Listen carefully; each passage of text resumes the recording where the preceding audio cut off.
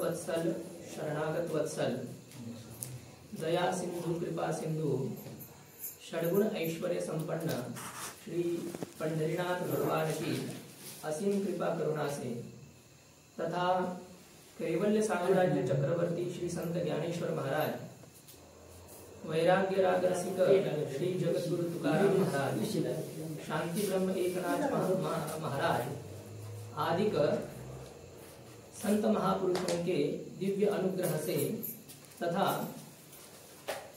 पूज्य वयोवृद्ध ज्ञान वृद्ध ऐसे नाना जी के उपस्थिति में और आप सभी कथा प्रिय सज्जनों के साथ मिलकर के हम सब लोग श्रीमद् भागवत की कथा के माध्यम से सत्संग का लाभ प्राप्त कर रहे हैं। तो कल तक हम लोगों ने केवल श्रीमद् भागवत के महात्म्य की ही चर्चा की कि श्रीमद् भागवत की क्या महिमा है, किस किस का उद्धार श्रीमद् भागवत के माध्यम से हो सकता है। तो कल गोकर्ण उपाख्यान की चर्चा हमने की। अत्यंत भयंकर प्रेत योनि को प्राप्त हुआ ऐसा जो धुंधुकारी है, जिसका सैकड़ों गया में श्राद्ध करने से भी मुक्ति नहीं होने वाली थी, इस प्रकार का दुष्टाति दुष्ट ऐसा जो धुंधुकारी है, उस धुंधुकारी की भी केवल एक बार कथा के श्रवण करने से 7 दिन में मुक्ति हो गई। इस प्रकार की बात हमने देखी और केवल धुंधुकारी की ही मुक्ति हुई, क्योंकि प्रमाण है। श्रवण है परीक्षित पावला तरला भूपती। श्रवणे परीक्षित तरला भूपती 7 दिवसा मुक्ती झाली था। परीक्षित जी महाराज जी की कथा तो हम सुनने ही वाले हैं। 7 दिन में उनको मुक्ति प्राप्त हो गई है, लेकिन 7 दिन में परीक्षित जी महाराज जी को मुक्ति प्राप्त हो जाए, इसमें इतना आश्चर्य नहीं है जितना आश्चर्य ये प्रेत योनि को प्राप्त हुआ जो धुंधुकारी है, ऐसे धुंधुकारी की मुक्ति हो गई। तो ये धुंधुकारी ने किस प्रकार से कथा का श्रवण किया, मनन किया, उसका चिंतन किया, तो ये हम लोगों ने देखा। और इसी के कारण से केवल धुंधुकारी के लिए ही विमान आया, अन्य सभी श्रोताओं के लिए विमान नहीं आया। फिर गोकर्ण जी ने दोबारा कथा की और दोबारा कथा का आयोजन करने पर सबको सतर्क करके कहा कि अभी एकाग्रता से कथा सुनना है और चिंतन भी कथा का ही होना चाहिए। जब इस प्रकार से कहा तो दूसरी बार सब लोगों के लिए विमान आया।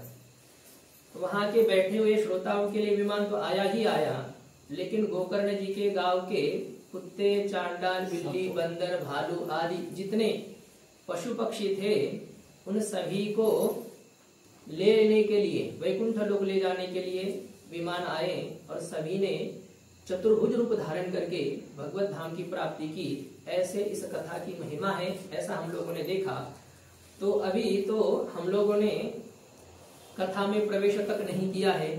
आज हमें श्रीमद् भागवत जो ग्रंथ है उसमें प्रवेश करना है, और उसके प्रवेश के पहले वेद व्यास जी महाराज जी ने मंगलाचरण किया है। कोई भी आस्तिक शिष्ट व्यक्ति हो तो वह किसी भी कार्य के प्रारंभ में मंगल करता है।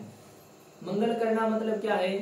अपने अभिष्ट देवता का स्मरण करना, अथवा जो अभिष्ट देवता है उसको नमस्कार करना, अथवा तीसरी बात यह होती है कि अपने अभिष्ट देवता से अथवा श्री गुरु से कुछ इच्छित वस्तु की इच्छा करना, मांग करना। इस प्रकार से मंगलाचरण होते हैं, जिनको शास्त्र में आशीर्वादात्मक मंगलाचरण, नमस्कारात्मक मंगलाचरण और वस्तु निर्देशा रूप मंगलाचरण ऐसा कहा जाता है।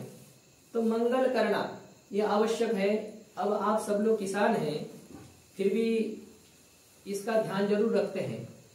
कभी जब कोई नया कार्य प्रारंभ करना है खेती में, तो पहले नारियल आदि फोड़ते हैं आप लोग, जो आपके कुल दैवत है यहाँ के, मसुबा हो, जो कुछ हो, जैसे कुछ रहते हैं। लेकिन उस अभिष्ट देवता को उपलक्ष्य करके आप उनको नारियल आदि का समर्पण करते हैं, उनका स्मरण करते हैं।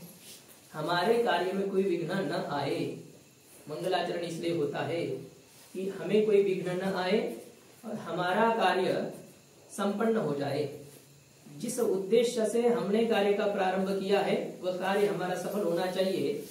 तो ये एक शिष्टाचार है और इसी शिष्टाचार का ही अनुकरण करते हुए वेदव्यास जी ने इस ग्रंथ के प्रारंभ में मंगलाचरण किया है। और वेदव्यास जी ने कहा है कि हम उस परम सत्य तत्व का ध्यान करते हैं। यहाँ मंगलाचरण में वेदव्यास जी ने किसी उपास्य दैवत का नाम नहीं लिया है।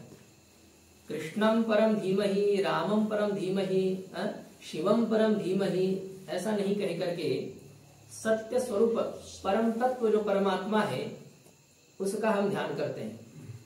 उस परम तत्व परमात्मा को चाहे आप लोग कृष्ण कहो, उस परम तत्व परमात्मा को चाहे आप राम कहो, उस परम तत्व परमात्मा को चाहे शिव कहो, चाहे श्री विठ्ठल कहो, जो आपकी भावना है जैसी है वह परम सत्य तत्व एक ही। भावना के वजह से भगवान अनेक रूपों को धारण करते हैं। जिसकी रही भावना जैसी, प्रभु मूरत ती देख ही तैसी। तो ये इसलिए वेदव्यास जी ने यहाँ ये विवाद रखा नहीं। ये कृष्ण भगवान के भक्त कहेंगे कि ये तो ग्रंथ कृष्ण भगवान के ही उपासकों के लिए है, राम जी के उपासकों के लिए नहीं है। या रामम परम धीमहि कहेंगे तो राम जी के भक्त कहेंगे कि ये तो हमारा ग्रंथ है, कृष्ण भगवान के भक्तों का नहीं। तो ये झगड़ा ही वेदव्यास जी ने रखा नहीं। उन्होंने कहा कि हम परम सत्य तत्व का ध्यान करते हैं। कैसा वह परम सत्य तत्व है, तो उस भगवान के स्वरूप का फिर यहाँ पर विचार किया गया है। जैसे कि हम लोगों ने पहले विचार किया था, सच्चिदानंद रूपाय विश्वोत्पत्त्यादि हेतवे तापत्रय विनाशाय श्री कृष्णाय वयम नुमः। वैसे यहाँ पर भी वेदव्यास जी ने यह मंगलाचरण करते हुए कहा है कि जन्माद्यस्य यतोन्वयादितरतश्चार्थेष्वभिज्ञः स्वराट्, अर्थात इस जगत की उत्पत्ति, इस जगत का रक्षण और इस जगत का संहार जिस परमात्मा से होता है, ऐसा जो परम सत्य तत्व है। जैने है विश्व निर्मीयले महर्षि देवा संस्थापिले 21 स्वर्गादे दृढे सत्ता मात्रे आपुडिया जया पासुनी सकल महिमंडल हे झाले। भगवान ने इस सृष्टि की रचना की है, निर्मिति की है। एक मकान बनाने में कितनी दुर्दशा होती, कितना कष्ट होता है, ये हम सब लोग जानते हैं। मकान बनाना है या किसी पुत्री का विवाह करना है, कोई खेत लेना है, यहाँ तक कि खेत बेचना है, ये भी कितनी कष्ट की बात है, आसानी से नहीं होता है। इस संपूर्ण जगत को बनाना ये हम लोगों के बस की बात नहीं है। विचित्र यह जगत है, सोच ही नहीं सकते कैसे कैसे लोग और कैसे कैसे प्राणी और कैसे कैसे पशु है। इस जगत को बनाने वाला कोई सर्वसमर्थ सर्वज्ञ ऐसा होना चाहिए। अल्प शक्तिमान अल्पज्ञ ऐसा जो जीव है, हम लोग कितना जानते हैं और हम लोगों के पास में कितना सामर्थ्य है। नहीं बहुत कुछ प्रधानमंत्री हो तो उसके पास क्या सामर्थ्य है, ये मकान तोड़ने का तो उसमें सामर्थ्य नहीं है। लोग आएंगे यहाँ पर, भाई कैसे तोड़ा तुमने, प्रधानमंत्री हो गए इसका मतलब लोगों के घर तोड़ोगे, सामर्थ्य नहीं है। लेकिन परमात्मा यदि चाहे तो कुछ भी कर सकते हैं। तो भगवान ने इस संपूर्ण सृष्टि की उत्पत्ति की है और भगवान केवल सृष्टि को उत्पन्न करके छोड़ते नहीं है। माता जैसे बालक को जन्म देती है और जन्म दे करके अब तुम्हारा देख लेना, ऐसा नहीं, उसका पालन भी माता ही करती है, संगोपन माता ही करती है। और यहाँ तक कि बड़ा होने तक कितना कितना वो कई तो ऐसे रहते हैं मूर्ख कि जब तक माता पिता है तब तक उनको उस पुत्र का ध्यान देना पड़ता है। तो इस प्रकार के भी कोई बालक होते हैं। जैसा है तो जैसे माता पुत्र को जन्म देती है, माता रक्षा भी करती है। हाँ, बात इतनी जरूर है कि माता अपने पुत्र का कभी संहार नहीं करती, मतलब अपने पुत्र को मारती नहीं है, ऐसा यह है। लेकिन भगवान ऐसे है, इस जगत को बनाते भी है और इस जगत की रक्षा भी करते हैं और समय आने पर इस जगत को नष्ट भी करते हैं। क्योंकि कोई कार्य ऐसे होते हैं कि जिसको पैदा हमने किया है, रक्षा हमने की है, लेकिन हमें उसको काट देते हैं। आप लोग फसल बोते हैं, आप ही तो बोते हो, पैदा करने वाले आप हो, उसको रक्षा करने वाले, उसकी रक्षा करने वाले भी आप हो, और फिर आखिरी समय आने पर उसको काटने वाले भी आप हो। इसी प्रकार से भगवान इस जगत को बनाते हैं और इसकी रक्षा करते हैं। सब लोगों को खिलाने वाले कौन है? हम लोगों को लगता है कि हम मेहनत करते हैं, या हमारे माता है, हमारे पिता है, हमारे कोई और लोग है कि जो कि हमारा पालन पोषण करते हैं, लेकिन वस्तुतः पालन पोषण करने वाले माता पिता भी नहीं, भगवान ही सबका पालन पोषण करते हैं। गतिर्भर्ता प्रभु साक्षी शरणम सुर निधानम बीजमेव च, सभी भगवान ही है। इस जगत को बनाने वाले भगवान है और इसकी रक्षा पालन करने वाले। बालक जब माँ के गर्भ में पेट में रहता है उस समय भी तो उसको भूख लगती है, उस समय भी उसके भोजन की व्यवस्था भगवान करते हैं, और उसको बाहर आने से पहले ही भगवान ने उस बालक के भोजन की तैयारी कर रखी है, पहले से व्यवस्था कर रखी है। श्रीपति समय दोनी कोने कोने के लिए बाड़ा दुधाची उत्पत्ति, वाड़वे श्रीपति सवे दोनी। तो ऐसे ये भगवान ही इस सबका पालन करते हैं। एक इस श्रीमद् भागवत के टीकाकार है श्रीधर स्वामी जी, जो नृसिंह भगवान के अवतार माने जाते हैं, नृसिंह भगवान के उपासक हैं। बहुत अप्रतिम उन्होंने भागवत जी के ऊपर टीका लिखी है। ये भागवत जी को इतना आसान समझना भी कोई बुद्धिमत्ता नहीं है। लोग ये समझते कि 6 महीने वृंदावन में रहे और भागवत कथा करने लगे, ये इतना आसान ग्रंथ नहीं है। 6 महीने में कोई इसको अच्छा सा ग्रहण कर सके। ये विद्वानों की भी इसमें अच्छी परीक्षा होती है। जो 20-20, 25-25 साल तक जिन्होंने अध्ययन किया है वो भी दावा करके नहीं कह सकते हैं कि ये भागवत का यही अर्थ है, इस श्लोक का यही अर्थ है। ऐसे इस ग्रंथ पर जिन्होंने लेखनी उठाई, सबसे पहले इस भागवत की टीका जिन्होंने लिखी, ऐसे श्रीधर स्वामी जी के जीवन का प्रसंग है। उनके बचपन में भी ऐसी घटना घटी थी, और उनका जब विवाह हुआ और विवाह के बाद में कुछ ही समय में उनकी पत्नी का देहांत हुआ, और उनका बालक छोटा था, बहुत छोटा था। अब ये तो पहले से विरक्त थे, लेकिन किसी प्रकार से विवाह में फंस गए थे, किया था उन्होंने, विवाह करना पड़ा था। अब पत्नी मर गई, अब क्या किया जाए। अब तो उनको लगा कि अब तो हम छोड़ ही नहीं सकते हैं, क्योंकि बालक छोटा सा है। अब इस छोटे बालक को छोड़ करके कैसे जा सकते हैं, कौन देखेगा उसको, कौन खिलाएगा, हम ही तो सब कुछ है इसके, हमें इसकी रक्षा करनी चाहिए। और कहते कि वो इस प्रकार से सोच रहे थे, उसी समय क्या हो गया, ऊपर एक पंछी का, चिड़िया, क्या चिमनी, उसका एक ये था, घोंसला था। अब उस घोंसले में किसी प्रकार से कोई हिल गया, जैसा होगा कुछ हो गया होगा, तो वो उस घोंसले में जो अंडा था पक्षी का, वो अंडा फूट गया। अंडा फूट गया और पंछी भी शायद किसी की वजह से उड़ गया, वो जो था कोई उसने और उसको खाने वाला कोई पक्षी देखा होगा, उड़ गया वो अंडा फूटा और अंडा नीचे गिरा।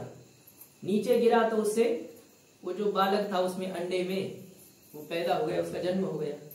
वो जन्म हो गया तो वो अब कितना छोटा है, अब उसको कौन खिलाएगा, कौन पिलाएगा। वो देख रहा है इस तरफ इधर उधर की कोई मुझे खिलाए पिलाए।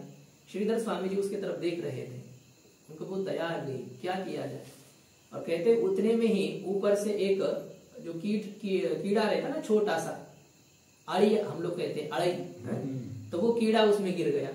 और जैसे कीड़ा गिरा, कहाँ गिरा वो, जहाँ उसकी चोंच थी, तो उसने उसी चोंच से फिर उस कीड़े को ले लिया और अपना उसका पेट भर गया।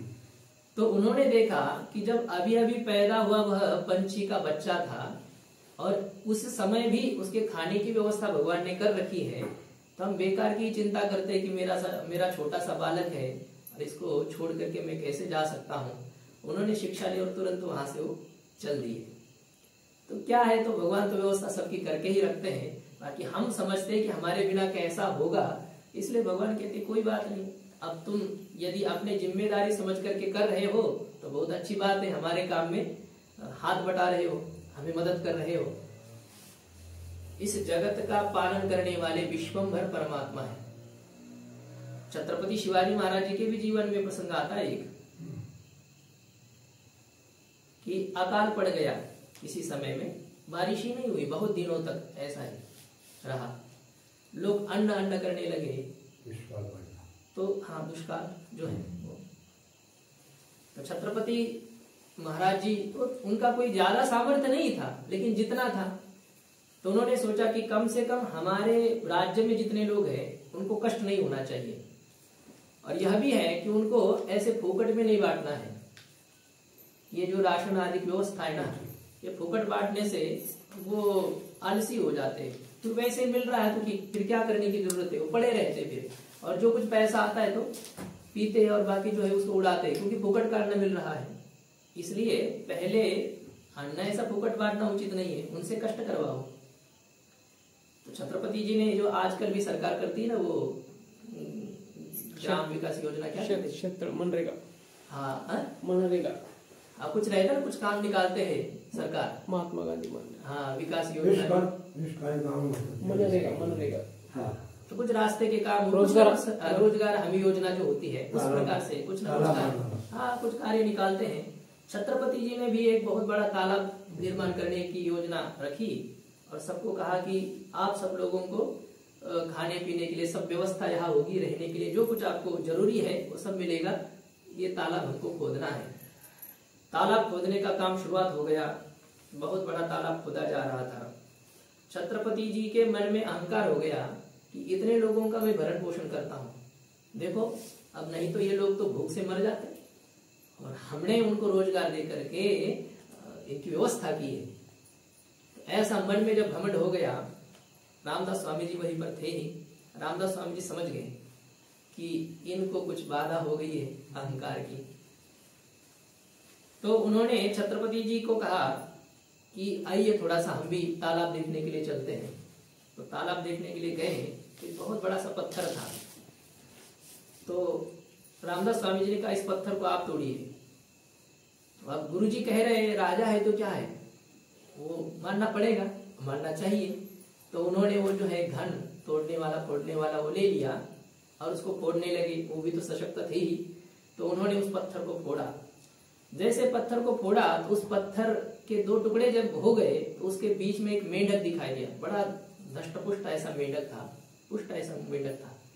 तो उसको देखा, छत्रपति जी को आश्चर्य हो गया कि ये कौन है, इस पत्थर के बीच में इसको कौन अन्न देता होगा, कौन खिलाता पिलाता होगा। रामदास स्वामी जी ने कहा कि महाराज देखिए, इस मेंढक को आपने अन्न दिया, इसको अन्न किसने खिलाया। तो महाराज जी समझ गए और बोले मेरी भूल हो गई कि मैं ये समझ रहा था कि इन सबका पोषण करने वाला मैं हूं, लेकिन नहीं, इसका पोषण करने वाला तो कोई दूसरा है। विश्वम्भर परमात्मा को कहते हैं, सबको खिला पिला करके ही वे बाद में भोजन करते हैं। इस प्रकार के जो इस संपूर्ण जगत की रक्षा करते हैं और इस संपूर्ण जगत का जो समय आने पर संहार भी करते हैं, ऐसे जो भगवान है और जो भगवान इस जगत में व्याप्त है, अन्वयात, अन्वयात का अर्थ इस जगत के कण कण में व्याप्त है। सोने से आप आभूषण बनाते हैं, आभूषण मतलब अलंकार जो माताओं के जो पहनते आप बनाते हैं, उस अलंकारों में सोना व्याप्त है कि नहीं, उस अलंकारों में सोना है। और जितने आप मिट्टी से कोई पात्र बनाते हैं, आजकल तो रहे ही नहीं मिट्टी के पात्र की, अब धीरे धीरे चाह ही रहा है, वो खत्म ही हो रहे हैं। मिट्टी से जो पात्र बनाए जाते हैं उसमें मिट्टी व्याप्त है कि नहीं, उसमें मिट्टी व्याप्त है। लोहे से जो कुछ बनाया जाए उसमें लोहा व्याप्त है। इसी प्रकार से ये जो जगत है ये भगवान ने बनाया है और भगवान ही इस रूप में व्याप्त है, इसलिए इस जगत के कण कण में भगवान व्याप्त है। कई ऐसी जगह नहीं कि भगवान नहीं। और इतरतः का अर्थ है कि भगवान इसमें व्याप्त है, किंतु यह जगत बनने से पहले, इस जगत का नाश होने के बाद में भगवान उसमें व्याप्त नहीं है। व्याप्त नहीं है क्योंकि वो है ही नहीं। देखिए बात यह है कि जैसे मिट्टी से कोई घड़ा बनाया गया, घड़ा बनाया, अब मिट्टी से जब घड़ा बनाया तो घड़े में मिट्टी है कि नहीं, अभी है। लेकिन जब घड़ा नहीं बना था तो उस समय घड़े में मिट्टी थी। जब घड़ा ही नहीं था तो मिट्टी उसमें क्यों रहेगी, केवल मिट्टी थी। घड़ा बनने से पहले केवल मिट्टी थी, घड़ा नष्ट होने के बाद में केवल मिट्टी ही रहती है। तो बात ऐसी है कि जब तक कार्य है तो उस कार्य में तो भगवान व्याप्त है, किंतु जब ये कार्य नहीं रहता है तब भी भगवान रहते हैं। इस प्रकार से दूसरा अर्थ भी इसका किया जाता है, इस जगत को बनाने वाले भी भगवान हैं और इस जगत के रूप में बनने वाले भी भगवान हैं। कुलाल घड़ा बनाता है, कुंभकार घड़ा बनाता है, लेकिन कुंभकार अपने से घड़ा नहीं बनाता, मिट्टी से घड़ा बनाता है, उसको सामग्री चाहिए।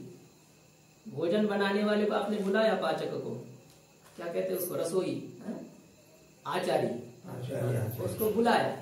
अब उसको बुलाया और कहा कि अब देखो हमारे यहाँ विवाह है या कोई कार्यक्रम है, 200 लोगों का भोजन बनाना है, बना दो। बना दो के कहने से वो बनाएगा क्या? वो लिस्ट देगा आपको, इतना इतना ये सब सामान बुलवाना है, और जब आप सामान लाओगे तब वो बनाएगा। वो बनाता है, लेकिन बनाने के लिए उसको सामग्री चाहिए। लेकिन भगवान ऐसे विचित्र हैं, वो जगत को बनाते हैं लेकिन बनाने के लिए सामग्री नहीं चाहिए उनको, वो खुद ही उस रूप में बन जाते हैं। तो इस प्रकार से इस जगत के उत्पादक भी भगवान है, निर्माता भी भगवान है, और इस जगत रूप में परिणत होने वाले भी भगवान है। ऐसे ये है। और यह भगवान सभी पदार्थ को जानने वाले हैं। भगवान ने जगत बनाया है और इन सबको भगवान जानते हैं, वे स्वतंत्र है। और उन भगवान ने ब्रह्मा जी के हृदय में वेद का ज्ञान प्रकट किया, ऐसा यह है। हम कथा में प्रवेश करेंगे। अभी आपको थोड़ा सा निराश सा लग रहा होगा, अब ये भी जरूरी होता है इन श्लोकों की कुछ कुछ व्याख्याएं। ब्रह्मा जी को वेद का ज्ञान प्रकट करने वाले भी भगवान है। ब्रह्मा जी के हृदय में, ब्रह्मा जी वेद पढ़ने के लिए भगवान की कृपा से चारों वेदों का ज्ञान ब्रह्मा जी को भगवान की कृपा से प्राप्त हो गया, जिस वेद के विषय में देवता लोग भी मोहित होते हैं, मतलब यथावत अर्थ नहीं जान पाते हैं, ऐसे वेद का ज्ञान ब्रह्मा जी के लिए भगवान ने दिया। जिस भगवान के कारण से ही ये पदार्थों का एक दूसरे में भ्रम होता है। कभी क्या है, हमें गर्मी के समय में जैसे आजकल दूर हम देखते हैं तो पानी सा लगता है कि नहीं हमें, मृगजल। हाँ, मृगजल मतलब वो है सूर्य का तेज, सूर्य के किरण, और उस सूर्य के किरण में हमें जल का भ्रम होता है, जल लगता है, हमें दिखाई देता कि जल है। और मृग हिरण जो एक पशु है, वो तो बेचारा प्यासा होकर के उसके पीछे पीछे दौड़ता है कि अब वो पानी मिलेगा, वो पानी मिलेगा, और ऐसे दौड़ते दौड़ते बेचारे की और हालत खराब होकर के मर जाता है। तो किरणों पर, तेज पर जल का भ्रम होता है, और कभी जल पर पृथ्वी का भ्रम होता है। मतलब जल है लेकिन आपको कांच दिखाई देती है, कांच पृथ्वी है ना, तो जल है कांच लगती है, कांच है जल लगता है। इस प्रकार का भ्रम जिस परमात्मा के अधिष्ठान होने के कारण से होता है, ऐसा जो परमात्मा है, और जिस परमात्मा में निरस्त कुहकम, मतलब जिस परमात्मा में कोई माया नहीं है, माया रहित, कपट रहित, इस प्रकार का जो परमात्मा है। अंधकार जो होता है, सूर्य भगवान के सामने जैसे कभी अंधकार आ नहीं सकता है, न आया, न आता है, न आएगा। अंधकार आलागी, हाँ, सूर्य बोलते सुरंगी, परंतु तयाच्या भागी नाहीच नाही। हाँ, सूर्य के लिए तो है ही नहीं। अब कोई कहे कि ये अंधेरे ने हमको बहुत परेशान कर रखा है, रात में वो जानवर आते हैं और चोर आदि बहुत आते हैं, तो आप कृपा करके थोड़ा सा रात्रि के समय में भी आया करिए, अंधकार न आए हमारे पास में। सूर्य भगवान के पास में कोई जाए और शिकायत करे अंधकार की, तो सूर्य भगवान कहते कि ठीक है, आपकी बात समझ में आ गई, लेकिन एक बार दिखाइए वो अंधकार कहाँ है, चलो मेरे साथ, मुझे दिखाओ। तो सूर्य भगवान को कोई अंधकार दिखा सकता है क्या? सूर्य भगवान आए तो अंधकार कैसे रहेगा? रह ही नहीं सकता है। हाँ, बिल्ली को आप चूहा दिखा सकते, कुछ समय के लिए चूहा भले बिल्ली के सामने रुक सकता है कुछ सेकंड के लिए, लेकिन अंधकार तो सूर्य भगवान के सामने कभी आता ही नहीं हो, पहले भग जाता है, भाग जाता है। परमात्मा भी प्रकाश स्वरूप होने के कारण से अज्ञान रूपी अंधकार उनमें प्रवेश नहीं करता है। ये संपूर्ण जगत जिसमें मिथ्या होने पर भी सत्य प्रतीत होता है, ऐसे भगवान को हम नमस्कार करते हैं। बस अभी अधिक परीक्षा आपकी नहीं लेंगे, आगे जो है इसमें भागवत जी में अधिकारी का विचार है। इस भागवत ग्रंथ का अधिकारी कौन, यह आया है। मतलब इस भागवत ग्रंथ का श्रवण करने पर हमें यदि जो इसका लाभ है, जैसे कि परीक्षित जी को मुक्ति हो गई, धुंधुकारी को मुक्ति हो गई, गोकर्ण जी के सभी श्रोताओं को मुक्ति हो गई, क्या हमको भी हो सकती है क्या? यह देखने के लिए इसमें अधिकारी कैसा होना चाहिए अब आप कहिए। इस ग्रंथ का विषय क्या है, इस ग्रंथ को योग्य पात्र कौन है। जैसे 10वीं कक्षा की परीक्षा देने के लिए वो एक अधिकारी होता है ना, जो 10 साल तक गया है, जिसमें पहली कक्षा उत्तीर्ण की, फिर दूसरी, तीसरी, चौथी, ऐसा करके जो 10वीं कक्षा में पहुंचा, वो 10वीं कक्षा के परीक्षा देने का अधिकारी है। विवाह का एक अधिकारी होता है, बालक है और उसका विवाह कर दिया जाए, अधिकारी होता है। तो उसी प्रकार से इस ग्रंथ को पढ़ करके इसके लाभ को प्राप्त करने वाला, सुन करके लाभ को प्राप्त करने वाला कैसा होना चाहिए, यह बात आई है। तो इसमें बताया कि इसका विषय है धर्म, प्रोज्झित कैतव धर्म, अर्थात कपट रहित धर्म। कपट रहित धर्म को ही भक्ति ऐसा कहते हैं। भगवान के प्रति जो प्रेम भाव है, इस प्रकार से जैसा ये कहा ना, पतिव्रता जैसे भ्रतार प्रमाण, पतिव्रता स्त्री के लिए जैसे सब कुछ पति ही है, वो पति के अलावा और किसी को महत्व देती नहीं है, जानती नहीं है। हाँ, पति के लिए यदि किसी की सेवा करनी है, सास ससुर आदि का वो सम्मान करती है, लेकिन सब कुछ उसके लिए पति ही है। इसी प्रकार से भगवान ही जिसके लिए सब कुछ है, तो उस प्रकार के भाव को कहते हैं भक्ति, और वह भी निष्काम भक्ति। भगवान के प्रति प्रेम है, लेकिन कुछ चाह के लिए, कुछ देंगे भगवान, जो हमें चाहिए वो देते हैं, तो हम उनका भजन पूजन करेंगे। और यदि हमारा कोई प्रिय व्यक्ति है, बहुत बीमार है, तो हम भगवान से प्रार्थना करते हैं कि हे भगवान इनको बचाइए बचाइए। और यदि वह मर जाए तो फिर भगवान को गाली देते हैं। तो मतलब हम भगवान से चाहते हैं, इच्छा हमें है, यह हमें दे, यह हमें दे, इस प्रकार से नहीं, निष्काम भक्ति हनुमान जी की जैसे है। सब कुछ राम जी ने सबको कुछ ना कुछ दे दिया, लेकिन हनुमान जी को देने के लिए राम जी के पास में भी कुछ नहीं है। न राम जी देते हैं, न हनुमान जी चाहते हैं। ऐसे जो निष्काम भाव हो। अब इतना किया, हमने कल सुना ही कि हनुमान जी नहीं है तो रामायण नहीं है। एक बार राम जी ना हो तो रामायण बनेगा, सुन लीजिए, जैसे कि मानना है तो। लेकिन हनुमान जी के बिना रामायण नहीं है। दूल्हा के बिना जैसे विवाह नहीं हो सकता है। रामायण के प्रमुख पात्र भले ही राम जी है, लेकिन राम जी का जो कुछ है वो सब हनुमान जी के ही अधीन है। हनुमान जी के बिना रामायण शून्य है जैसे है। तो उसी प्रकार से ये जो है भगवान के प्रति ऐसा यह भाव हमें होना चाहिए। सकामता भगवान में नहीं होनी चाहिए, कुछ नहीं चाहिए हमें भगवान से। भगवान के लिए भगवान का होकर भगवान का नाम जप करना। कोई महात्मा ऐसे सुना था कि भक्ति यानी क्या होता है, भक्ति का मतलब क्या होता है। भगवान के संतुष्टि के लिए, भगवान का होकर के, और भगवान की उपासना करना, भगवान का नाम जप करना। वे संतुष्ट हो, हमें कुछ नहीं चाहिए। जैसे गोपिका उनका प्रेम भाव है, वो संतुष्ट रहने चाहिए। यदि उनको मथुरा में सुख मिलता है, आनंद आता है, तो हम कहीं भी कितना भी दुख क्यों न आ जाए, हम झेलने के लिए तैयार हैं। लेकिन उनका एक क्षण के लिए मुरझा हुआ मुख कमल को देखने के लिए हम समर्थ नहीं है। उनको कष्ट नहीं होना चाहिए।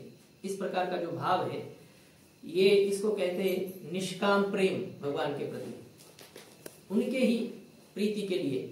जो भक्ति सूत्र में भी नारद जी ने कहा है कि सात्वस्मिन् परम प्रेम रूपा, उसमें परम प्रीति, वे संतुष्ट रहे, हमें और कुछ नहीं चाहिए। इस प्रकार की जो भक्ति है, वह भक्ति ही इस ग्रंथ का प्रतिपाद्य विषय है। ऐसे भक्ति की चर्चा इस ग्रंथ में की गई है। और इस ग्रंथ का अधिकारी कौन है, तो ग्रंथ का अधिकारी यहाँ पर कहा है निर्मत्सर, मत्सर रहित। मत्सर मतलब क्या, ईर्षा, दूसरे हमें क्या है, हमारे पीड़ा से, हमारे कोई परेशानी से, हमारे कोई दुख से हमें इतना दुख नहीं है। हम अपने कष्ट से इतने दुखी नहीं है जितना हम दूसरे के उन्नति से दुखी है।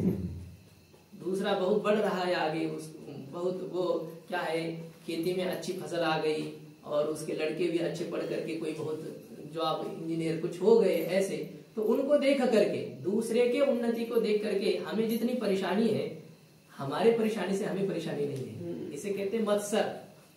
महाभारत में जो प्रसंग आता है ना, धर्मराज जी ने राजसूय याग किया और इतना विशेष ऐसा वो याग, विशिष्ट याग होता है वो, क्योंकि कोई भी राजसूय याग नहीं कर सकते हैं।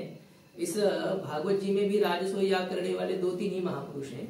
हरिश्चंद्र राजा ने किया था, उसके बाद में इन्होंने किया था। ऐसा वो एक विशेष याग है राजसूय याग। और ऐसा याग जब किया युधिष्ठिर महाराज जी ने, तो सब जगह उनकी जय जयकार होने लगा, कीर्ति होने लगी, सब कुछ धर्मराज जी का इनाम लेने लगे। अब ये दुर्योधन ने, कर्ण ने मिलकर के बहुत दुष्टता तो की थी। विचार सोचा था कि हम लोग क्या करेंगे, जहां 10 रुपए खर्चा करेंगे, जहाँ 10 रुपए खर्चे की बात है, हम वहां 1000 रुपए खर्चा करेंगे, तो कोष खाली हो जाएगा, तो फिर याग कैसे संपन्न होगा। और याग नहीं होगा, लोगों की व्यवस्था नहीं होगी, तो लोग गाली देंगे। जैसे यात्रा करने वाले लोग ले जाते हैं तो कुछ व्यवस्था नहीं होते तो गाली देते हैं। तो ये वो चाहते थे, लेकिन अब दुर्योधन नहीं जानता था, मूर्ख, कि वो जितना देगा उससे 10 गुना आएगा। उसके पद्म का चिन्ह था, ये भगवान जानते थे, वो नहीं जानता था। तो अब जितना देने का प्रयास किया उन्होंने, लेकिन कुछ खत्म नहीं हुआ। अभी तो बढ़ता ही हुआ, बढ़ता ही, ज्यादा ही हुआ, ज्यादा ही हुआ, बहुत कुछ। और बहुत ऐसा याग हो गया कि जिसमें कोई त्रैलोक्य की देवता नहीं पहुंचे, ऐसी बात नहीं। सभी देवता वहां आए, सभी ऋषि वहां पधारे, मतलब 14 जो भुवन है, ऊपर वाले लोग और नीचे वाले लोग, और यहाँ पृथ्वी पर जितने हैं सभी लोग वहां आकर के उन्होंने उस राजसूय याग का दर्शन किया। स्वयं भगवान जहाँ पर विद्यमान थे। तो ऐसा याग जब संपूर्ण हुआ और युधिष्ठिर महाराज जी की इतनी जय जयकार हो गई। राजसूय याग करना मतलब संपूर्ण पृथ्वी का एकमात्र सम्राट बन जाना। अब वो पूरे का, जैसे इस भारत देश का प्रधानमंत्री है ना, वो भी 5 साल के लिए। सम्राट ऐसा नहीं होता है, सम्राट वो हमेशा के लिए है अभी, और सब पृथ्वी पर उसका शासन है, ऐसा वह होता है। तो जब युधिष्ठिर महाराज सम्राट बने और दुर्योधन ने यह सब कुछ देखा, तो दुर्योधन आकर के घर में आया, हस्तिनापुर आया और 4 कंबल लेकर के सो गया। अब कुछ खा नहीं रहा है, पी नहीं रहा है। अब युधिष्ठिर बेचारा अंधा, उसको जब पता चला कि दुर्योधन कुछ खा नहीं रहा है, तो आया अपने किसी जो सेवक को लेकर के उसके पास में, बेटा क्या हुआ, क्या हुआ, क्या हुआ, तुम क्यों सोए हो? बोले पिताजी क्या बताए, मुझे बहुत बुखार आया है, बहुत पीड़ा है, मुझे बहुत तकलीफ हो रही है। बोले तुम्हें बुखार, तुम्हें पीड़ा क्यों हो गई? तुम तो वज्रदेही हो, तुम्हें ये सब कुछ नहीं होना चाहिए, तुम्हें कष्ट किस बात का है? बोले पिताजी क्या बताए, वो जो युधिष्ठिर महाराज जी की वहां जय जयकार हो रही है, पांडवों की जो जय जयकार हो रही है, वो अभी भी मेरे कान में गूंज रही है और मुझे इतनी तकलीफ है उससे, क्या बताए? अब वो बता नहीं सकते, इतनी पीड़ा मुझे है। तो देखो ऐसा होता है। अब इसको क्या, उसको तो सम्मान पूरा ही दिया था उन्होंने कि हमारे भाई है, सब जगह पर जितना चाहिए उससे ज्यादा सम्मान उसको दिया गया। लेकिन दुर्योधन को अपने सम्मान कम मिलने से तकलीफ नहीं, या सम्मान से नहीं, उनके सम्मान से उनको इतना क्यों मिल रहा है। ये इसे कहते हैं मत्सर। और ऐसे जो मत्सर से युक्त हो, ये इस ग्रंथ के अधिकारी नहीं है, ये नहीं होना चाहिए। और दूसरी बात इसमें यह है कि अधिकारी में मत्सर रहितता होनी चाहिए। दूसरी बात, उसमें सदाचार होना चाहिए, दुराचार नहीं होना चाहिए। कुछ भी खाना, कुछ भी पीना, कुछ भी करना, मतलब चोरी करना, हिंसा करना, व्यभिचार करना, जुआ खेलना, ऐसे ऐसे जो पाप कर्म है, तो वो करने वाला इस ग्रंथ का वस्तुतः अधिकारी नहीं है। हाँ, हमसे हो गए हैं बहुत कुछ ऐसे कुकर्म, अब हमें पश्चाताप हुआ है, अब हम आगे नहीं करेंगे, तो ऐसा कोई हो तो वो शुद्ध हो सकता है, जैसे हमने देखा है धुंधुकारी की बात है। तो वस्तुतः इस भागवत जी के कथा का अधिकारी वह होता है जो कि पुण्यवान है, सदाचारी है, सदाचार संपन्न जो है, शास्त्र में जैसे कहा उस प्रकार से जो आचरण करने वाला है। और तीसरी बात है कि वह शुश्रूषु होना चाहिए, उसको सुनने की इच्छा होनी चाहिए। तो ऐसा समय पर जिसका ध्यान नहीं है, बस सुन रहा है तो सुन रहा है, उसके अलावा और कुछ भी उसे नहीं चाहिए। परीक्षित जी जैसे जो हो, अब उतने तो हमने कहा ना, उसी दिन भी कहा, न परीक्षित जी जैसे आप लोग हैं, न सुखदेव जैसे हम लोग हैं, लेकिन फिर भी सुनने की तीव्र जिज्ञासा होनी चाहिए। इतना ये होना चाहिए। जब तक चले ऐसा, मतलब ज्यादा समय तक नहीं चलेगा लेकिन चले, तो हमें यह नहीं होना चाहिए, उबग उसके लिए उसके प्रति नहीं आनी चाहिए। अब कब तक चलेगा, कब तक चलेगा, घड़ी की तरफ देखते, नीचे की ओर देखते, घड़ी की तरफ देखते, नीचे की ओर देखते, अब ये घड़ी बंद तो नहीं हुई, ऐसा लगता है। हम घड़ी की तरफ इसलिए देखते हैं कि वो जल्दी खत्म ना हो जाए। नहीं नहीं, आपके लिए नहीं मैं कह रहा हूँ, ऐसा है, अब वो लग गया तो अच्छी बात है। तो वो ये जो होता है घड़ी के तरफ नहीं, ये नहीं, मतलब ध्यान ही नहीं होना चाहिए हमें, कथा में इतनी एकाग्रता होनी चाहिए। और ये तो और अच्छी बात है कि समय जल्दी पूरा ना हो, इसलिए हम घड़ी की तरफ मतलब शुश्रूषा है और तेज है, ठीक है। तो ये 3 चीजें अधिकारी में होनी चाहिए भागवत सुनने वाले में। कौन सी चीजें? उसमें मत्सर नहीं होना चाहिए, उसमें सदाचार होना चाहिए, और उसको सुनने की तीव्र इच्छा होनी चाहिए। ऐसा इस ग्रंथ का अधिकारी है। और हाँ, परिसनया योग्य होती, अवधान जावे, ऐसा है, ठीक है। यह जो ग्रंथ है श्रीमद् भागवत, इसमें भक्ति तत्व का निरूपण किया है, और उस भक्ति के लिए जो भगवान है उस भगवान का भी निरूपण करना पड़ेगा। जिसके प्रति हमें प्रेम करना है उसका ज्ञान हमें होना चाहिए, वो कैसा है। तो उस भगवत तत्व का भी इसमें निरूपण किया गया है, जो सबका कल्याण करने वाला है, जो सबके तीनों प्रकार के तापों को नष्ट करने वाला है। मतलब हमारे शारीरिक रोग, हमारे भौतिक अन्य लोगों से होने वाला कष्ट, और देवताओं से होने वाला कष्ट, ऐसे तीनों प्रकार के दुखों को जो हमेशा के लिए समाप्त करने वाले हैं, ऐसे जो भगवान हैं, उन भगवान का निरूपण इस ग्रंथ में किया जाता है। और इस ग्रंथ को यदि इस प्रकार का अधिकारी सुन लेता है, श्रवण करता है, तो उसे क्या लाभ मिलता है? तो कहते हैं कि शीघ्र ही भगवान उसके हृदय में आकर के अवरुद्ध हो जाते हैं, बंध जाते हैं भगवान उसके हृदय में, चाहने पर भी वहां से भगवान निकल नहीं पाते हैं।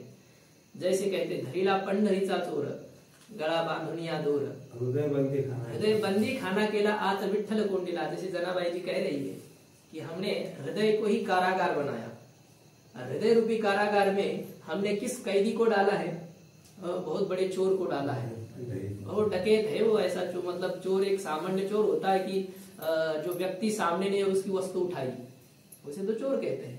एक डकैत होता है, उसको बता करके कल आने वाले हैं, जो करना कर लेना, व्यवस्था कर लेना।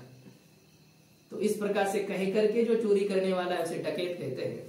तो ये भगवान भी बहुत बड़े डकैत है, सबको सबका चित्त चुराने वाले हैं, सबका सब कुछ चुराने वाले हैं। ऐसे जो उनके चक्कर में फंसा तो वो हो गया, उसका तो सत्यानाश ही, मतलब इस व्यवहार की दृष्टि से वो गया, बर्बाद हो गया। ऐसा ही बहुत बड़ा चोर है।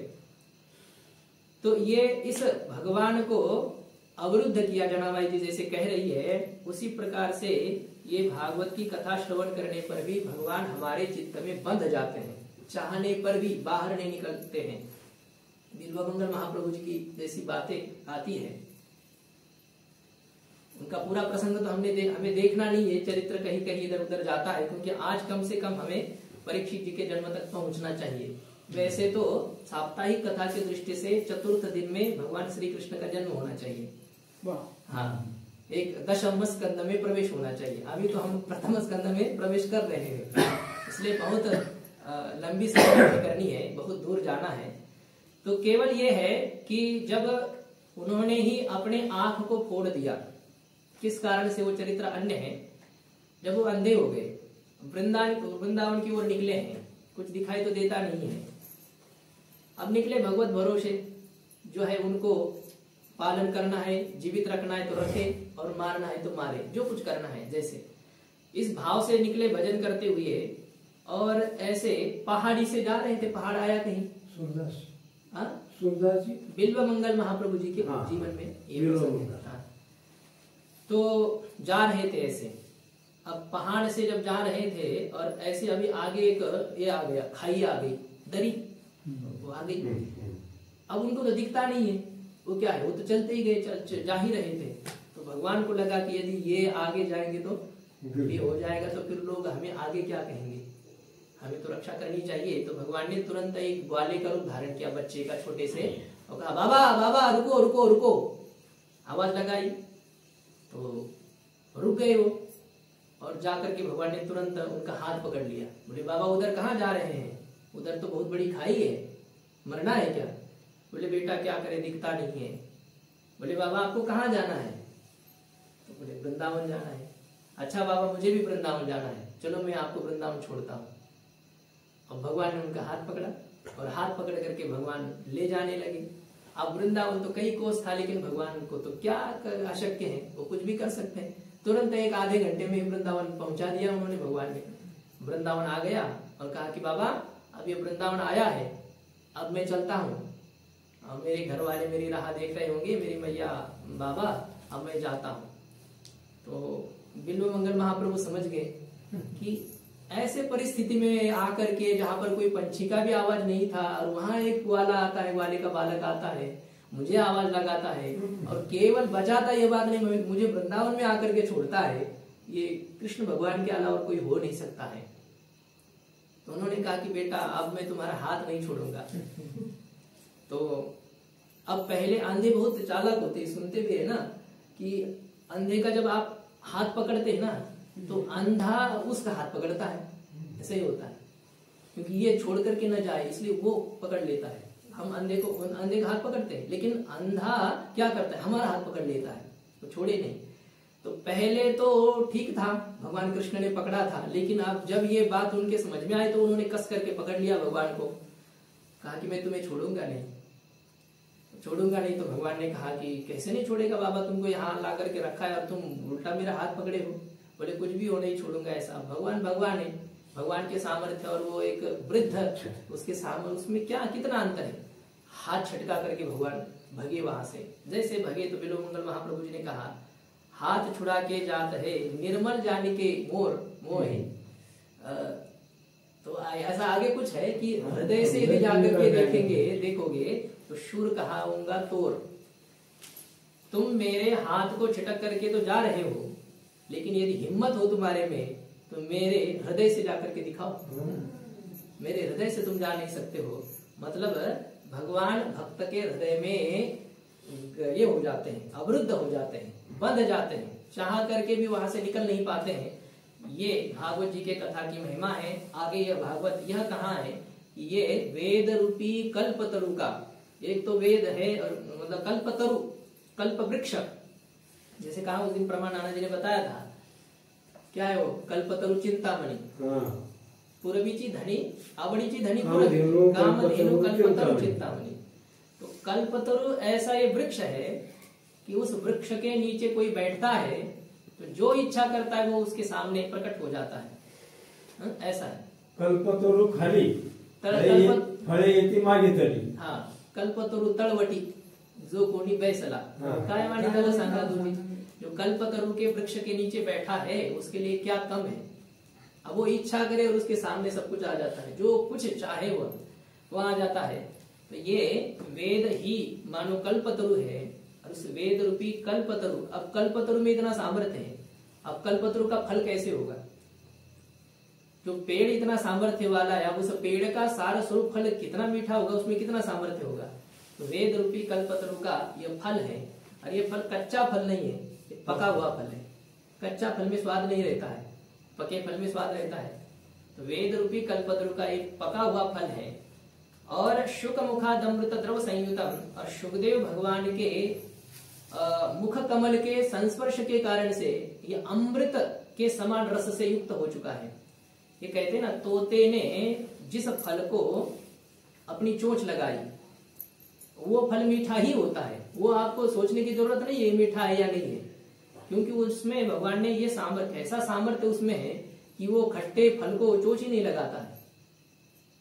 वो चख करके देखेगा फिर आकर के बैठता है, ऐसा नहीं। उसको पहले से पता चलता है कि हाँ ये पक गया है, अब इसको मुझे लेना है, आस्वादन करना है, ऐसा वो जानता है। वहां ऐसा है, कितनी पपीता लगी हुई है वहां पर हरे हरे, लेकिन उनको छूता नहीं है वो पपई, है कि नहीं। जो पक जाती है अब वो तुरंत, अब उस दिन नानी कह रही थी कि वो तोड़ लीजिए सुबह सुबह वो पपीता। उनका दोपहर के समय में जब खाना है तब तोड़ते हैं। जब दोपहर के समय देखने के लिए गए तो इतना बड़ा छिद्र करके रख दिया, रखा उन्होंने, पंछियों ने। उनको पता चलता है कि क्या पका है, हमको तो देख करके देखना पड़ता है कि हाँ लाल हो गया है, इसको क्या कहते हैं, डोड़ा लेला है। हाँ, तो तब हम देख करके फिर उसे नीचे नीचे उतारते। पक्षियों को ऐसे पता चलता है। ये शुकदेव, शुक शब्द का अर्थ तोता होता है, और ये जो भागवत रूपी फल है यह शुकदेव भगवान के मुख कमल के संस्पर्श के कारण से अमृत रूपी रस से युक्त है। और ऐसा यह जो रस है भागवतामृत है, इस भागवतामृत का रसास्वादन करिए, ऐसा कह रहे हैं वेद व्यास जी कह रहे हैं। किनको कह रहे हैं? हे भावुका, हे रसिका, हे भाविक, जो श्रद्धालु है और रसिक है, कथा सुनने में जिनको बहुत आनंद आता है। इस प्रकार के आपको कहा ना कि आप लोग दिन भर काम करते हो, रात में आकर के बैठते हैं, तो इसमें कुछ आपको रस आता है तभी तो आप बैठते हैं। और आप में यदि प्रेम नहीं होता है तो कैसे बैठते हैं?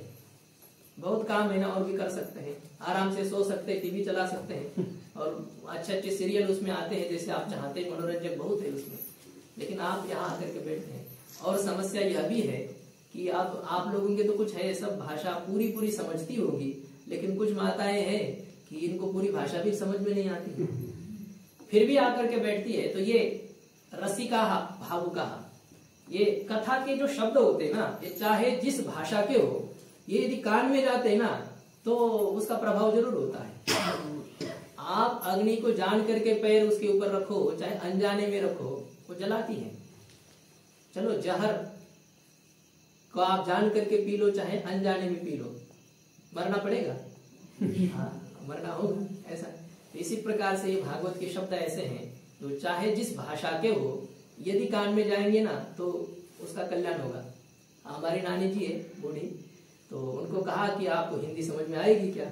बोले जो आए नहीं आए, लेकिन आकर के तो जो है कान में तो जाएंगी, तो जो होगा सो देखा। मतलब ये जो होता है इस प्रकार का जो भाव है, तो रसिका भावुका, जो रस जिनको बहुत आनंद आता है इस कथा में, इस प्रकार के, और श्रद्धालु ऐसे हे महासज्जनों, इस कथा का आप लोग निरंतर पान करो। कब तक पान करना है? आलयम रसम पीबत, जब तक आपके शरीर में प्राण है तब तक आप इस कथा का पान करो। क्या करे, 7 दिन की ही कथा है, कोई बात नहीं, बहुत सारी कथाएं जहां तहां चलती रहती है। आजकल कली भगवान की इतनी कृपा है, यदि आप उसका सदुपयोग करें तो बहुत है इसमें। जो कि मतलब डोंगरे जी महाराज, उससे भी पहले जो वक्ता हैं, उन लोगों की, उन महापुरुषों की भी कथाएं आज उपलब्ध है ऐसे जो है। लेकिन हम लोगों के पास समय नहीं है, ना हम लोगों की रुचि है, यह बात है। और दूसरी बात यह भी है कि वह तो है, लेकिन और गंदी बातें बहुत है उसमें, बिना काम की बातें बहुत है, हम उसमें ही फंस जाते हैं।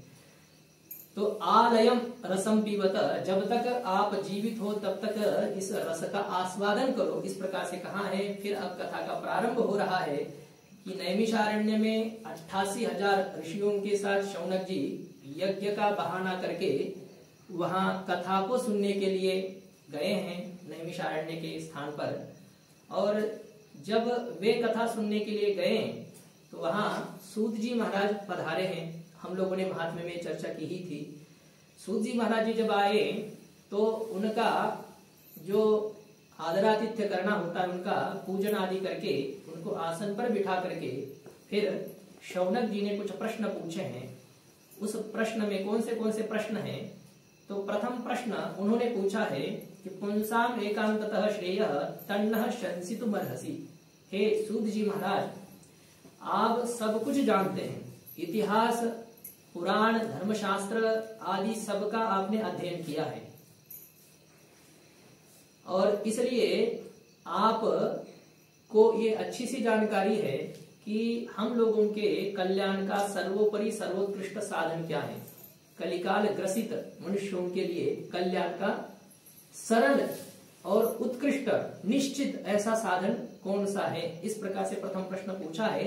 एकांततः मतलब निश्चित रूप से मनुष्यों का कल्याणकारक ऐसा साधन आप हमें कह दीजिएगा, इस प्रकार से कहा। क्योंकि कलयुग में प्राणी कैसे, मनुष्य कैसे हो गए हैं? बोले मनुष्य अल्प आयु वाले हो गए, कम आयु। क्या कहते हैं ना, महाराज जी ने कहा है, जिनका पद है जो नर देह दुर्लभ जाना, शत वर्षाची गणना, त्यामध्ये दुःख यातना, तुम्ही आठवा मधुसूदना, अल्पायुष्य मानव देह शत गणी लेते अर्धरात्र खाय। मध्ये बालत्व, पीड़ा रोग पीड़ा क्षय। रोग क्षय काय भजना से उर्लित पाएगा। अल्पायुष्य मानव देह, मनुष्य का शरीर कितने दिन का है? एक है 100 साल ऐसा कहते हैं, है उतनी मतलब मान्यता में तो ऐसे 100 साल है। जैसे कहते हैं ना हमारी 10 एकड़ खेती है, लेकिन नापने के लिए जाएंगे तो रहती क्या उतनी? नहीं रहती। तो वैसे ये कहाँ है कि 100 साल आयु है, लेकिन 100 साल पूरे नहीं है। आप अपने आयु को बहुत घटाते हैं, हमको भी पता नहीं चलता है। कोई ऐसे हो जाता है कि हमारा वो काट हो जाती है। जितनी ये जॉब करने वाले को तनख्वाह रहती है उतनी पूरी की पूरी तनख्वाह मिलती है क्या? कहीं कहीं कटी जाती है, इधर जाती है उधर जाती है। कोई कहते हैं मोदी जी लेते हैं, जो कुछ है जैसा है। तो इधर उधर बहुत कुछ कटकाट होकर के जो कुछ हाथ में आता है जैसा 8 घंटे पूर्ण करें। हाँ? 8 घंटे पूर्ण करें में टैक्स का। हाँ, तो ये होता है। उसी प्रकार से ये हम लोग जब यहाँ आए हैं ना, तो हमको जो व्यवस्था दी है भगवान ने, सूरज भगवान अपने समय पर आते हैं। जो जो कुछ है प्रकृति से हम व्यवस्था ले रहे हैं कि नहीं, तो हमारा भी कट जाता है। अब हमारे पास देने के लिए क्या है, तो हमारी आयु काट लेते हैं उतने से। तुमको जो करना है तुमने अच्छा सा काम किया नहीं, ऐसा भी है। अब काटते तो क्या आप लोग भी तो जैसा चाहिए वैसा थोड़ी करते हुआ काम, थोड़ा इधर उधर हो ही जाता है। अपने घर का काम करते समय जैसा हम तन्मयता से और जितना चाहिए उस प्रकार से करते हैं, दूसरे का काम थोड़ी ऐसा करते हैं। इस किसी प्रकार से अपने पिंड छुड़ाने का प्रयास रहता है। तो ये होता है। अल्प आयुष्य है हमारा, 100 साल कहने भर के लिए है, उतना नहीं है। 100 साल जीने वाले कौन है? अब ऐसे है। अब कुछ यहाँ के आगे तो 80 साल की भी नहीं मिलेगी। नाना जी को हम देख रहे हैं, नानी जी को देख रहे हैं, ऐसे 75 के आगे होंगी। अब आगे जमाने में तो बहुत कम हो जाएंगे, ऐसा यह है। क्योंकि 40-50 में ये सब जो है ना, नानी जी को बोला ना आपकी बहू ये सब बूढ़ी हो गई है, इधर दर्द है उधर दर्द है, ऐसे है। तो ये क्या उतने साल तक पता नहीं, भगवान रखे तो रखे। तो हम नहीं कह रहे कि ये, लेकिन ये है बहुत आयु कम है। अल्पायुष, ये अल्प आयुष्य वाले मनुष्य है इस युग में। मंद है, बहुत आलसी है, कुछ करना ही नहीं चाहते हैं। और कुछ करना नहीं चाहते मतलब जो करना चाहिए वो नहीं करना चाहते, बाकी बहुत करते हैं। हाँ, तो लेकिन ये नहीं, इसमें अच्छे कार्य के लिए उनके पास समय नहीं है, बहुत काम उनके पीछे है। बाकी और कुछ करते रहेंगे, ये नहीं करेंगे इसमें।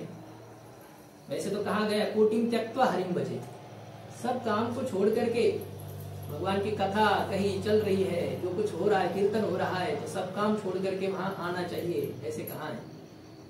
शतम विहाय भोक्तव्यम सहस्रम स्नानमाचरे लक्षम विहाय दातव्यम कोटिम त्यक्त्वा हरिम भजे। मतलब ये कहा गया है कि 100 काम आपके पीछे हैं, लेकिन आपको भूख लगी है, 100 काम को छोड़ दो और पहले भोजन करो। शास्त्र कहता है खा लो पहले। आए किसान लोग ये तो जानते ही है। सबसे पहले स्नान आदि हो गया, पूजा पाठ हो गई, फोटो करते हो, तो फिर पहले हाँ फिर विठोबा जो कहते हैं।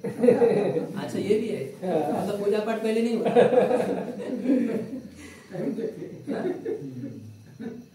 आपने 100 काम बोला था, उसमें पूजा भी शतम विहाय। अच्छा वो तो कोटिम तक ये काम है। 100 को छोड़ करके भोजन करना चाहिए, 1000 कामों को छोड़ करके स्नान करना चाहिए, नहाना चाहिए। ऐसे 12-12 बजे तक 1-1 बजे तक वो घूम रहे हैं, ठीक है आप किसान है काम करते हो, लेकिन पहले स्नान करो फिर जाओ। और फिर यदि आपको उस प्रकार का काम है कि फिर पसीना आ जाएगा, कपड़े ये हो जाएंगे, फिर दोबारा स्नान करो ना। लेकिन पहले स्नान करके ही जाना चाहिए। कुछ भी करना है तो स्नान करके। कोई प्रसाद लेकर के आया और कोई महात्मा आ गए तो आप कैसे उनको प्रणाम करोगे? कोई सुना रहा है, सुनना है, कुछ है, तो उसके लिए हमारी पवित्रता रहनी चाहिए कि नहीं? तो स्नान करना बहुत ही आवश्यक होता है। सहस्रम हजारों कामों को छोड़ करके सहस्रम स्नान माचरेत लक्षम विहाय दातव्यम, लाखों कामों को छोड़ करके देना चाहिए। नहीं बाद में आना तब देंगे, ऐसे बाद में क्या पता कि उसकी जरूरी रहेगी या नहीं रहेगी, और तुम्हें देने की इच्छा रहेगी या नहीं रहेगी, और तुम जीवित रहोगे या नहीं रहोगे, क्या कह सकते हैं।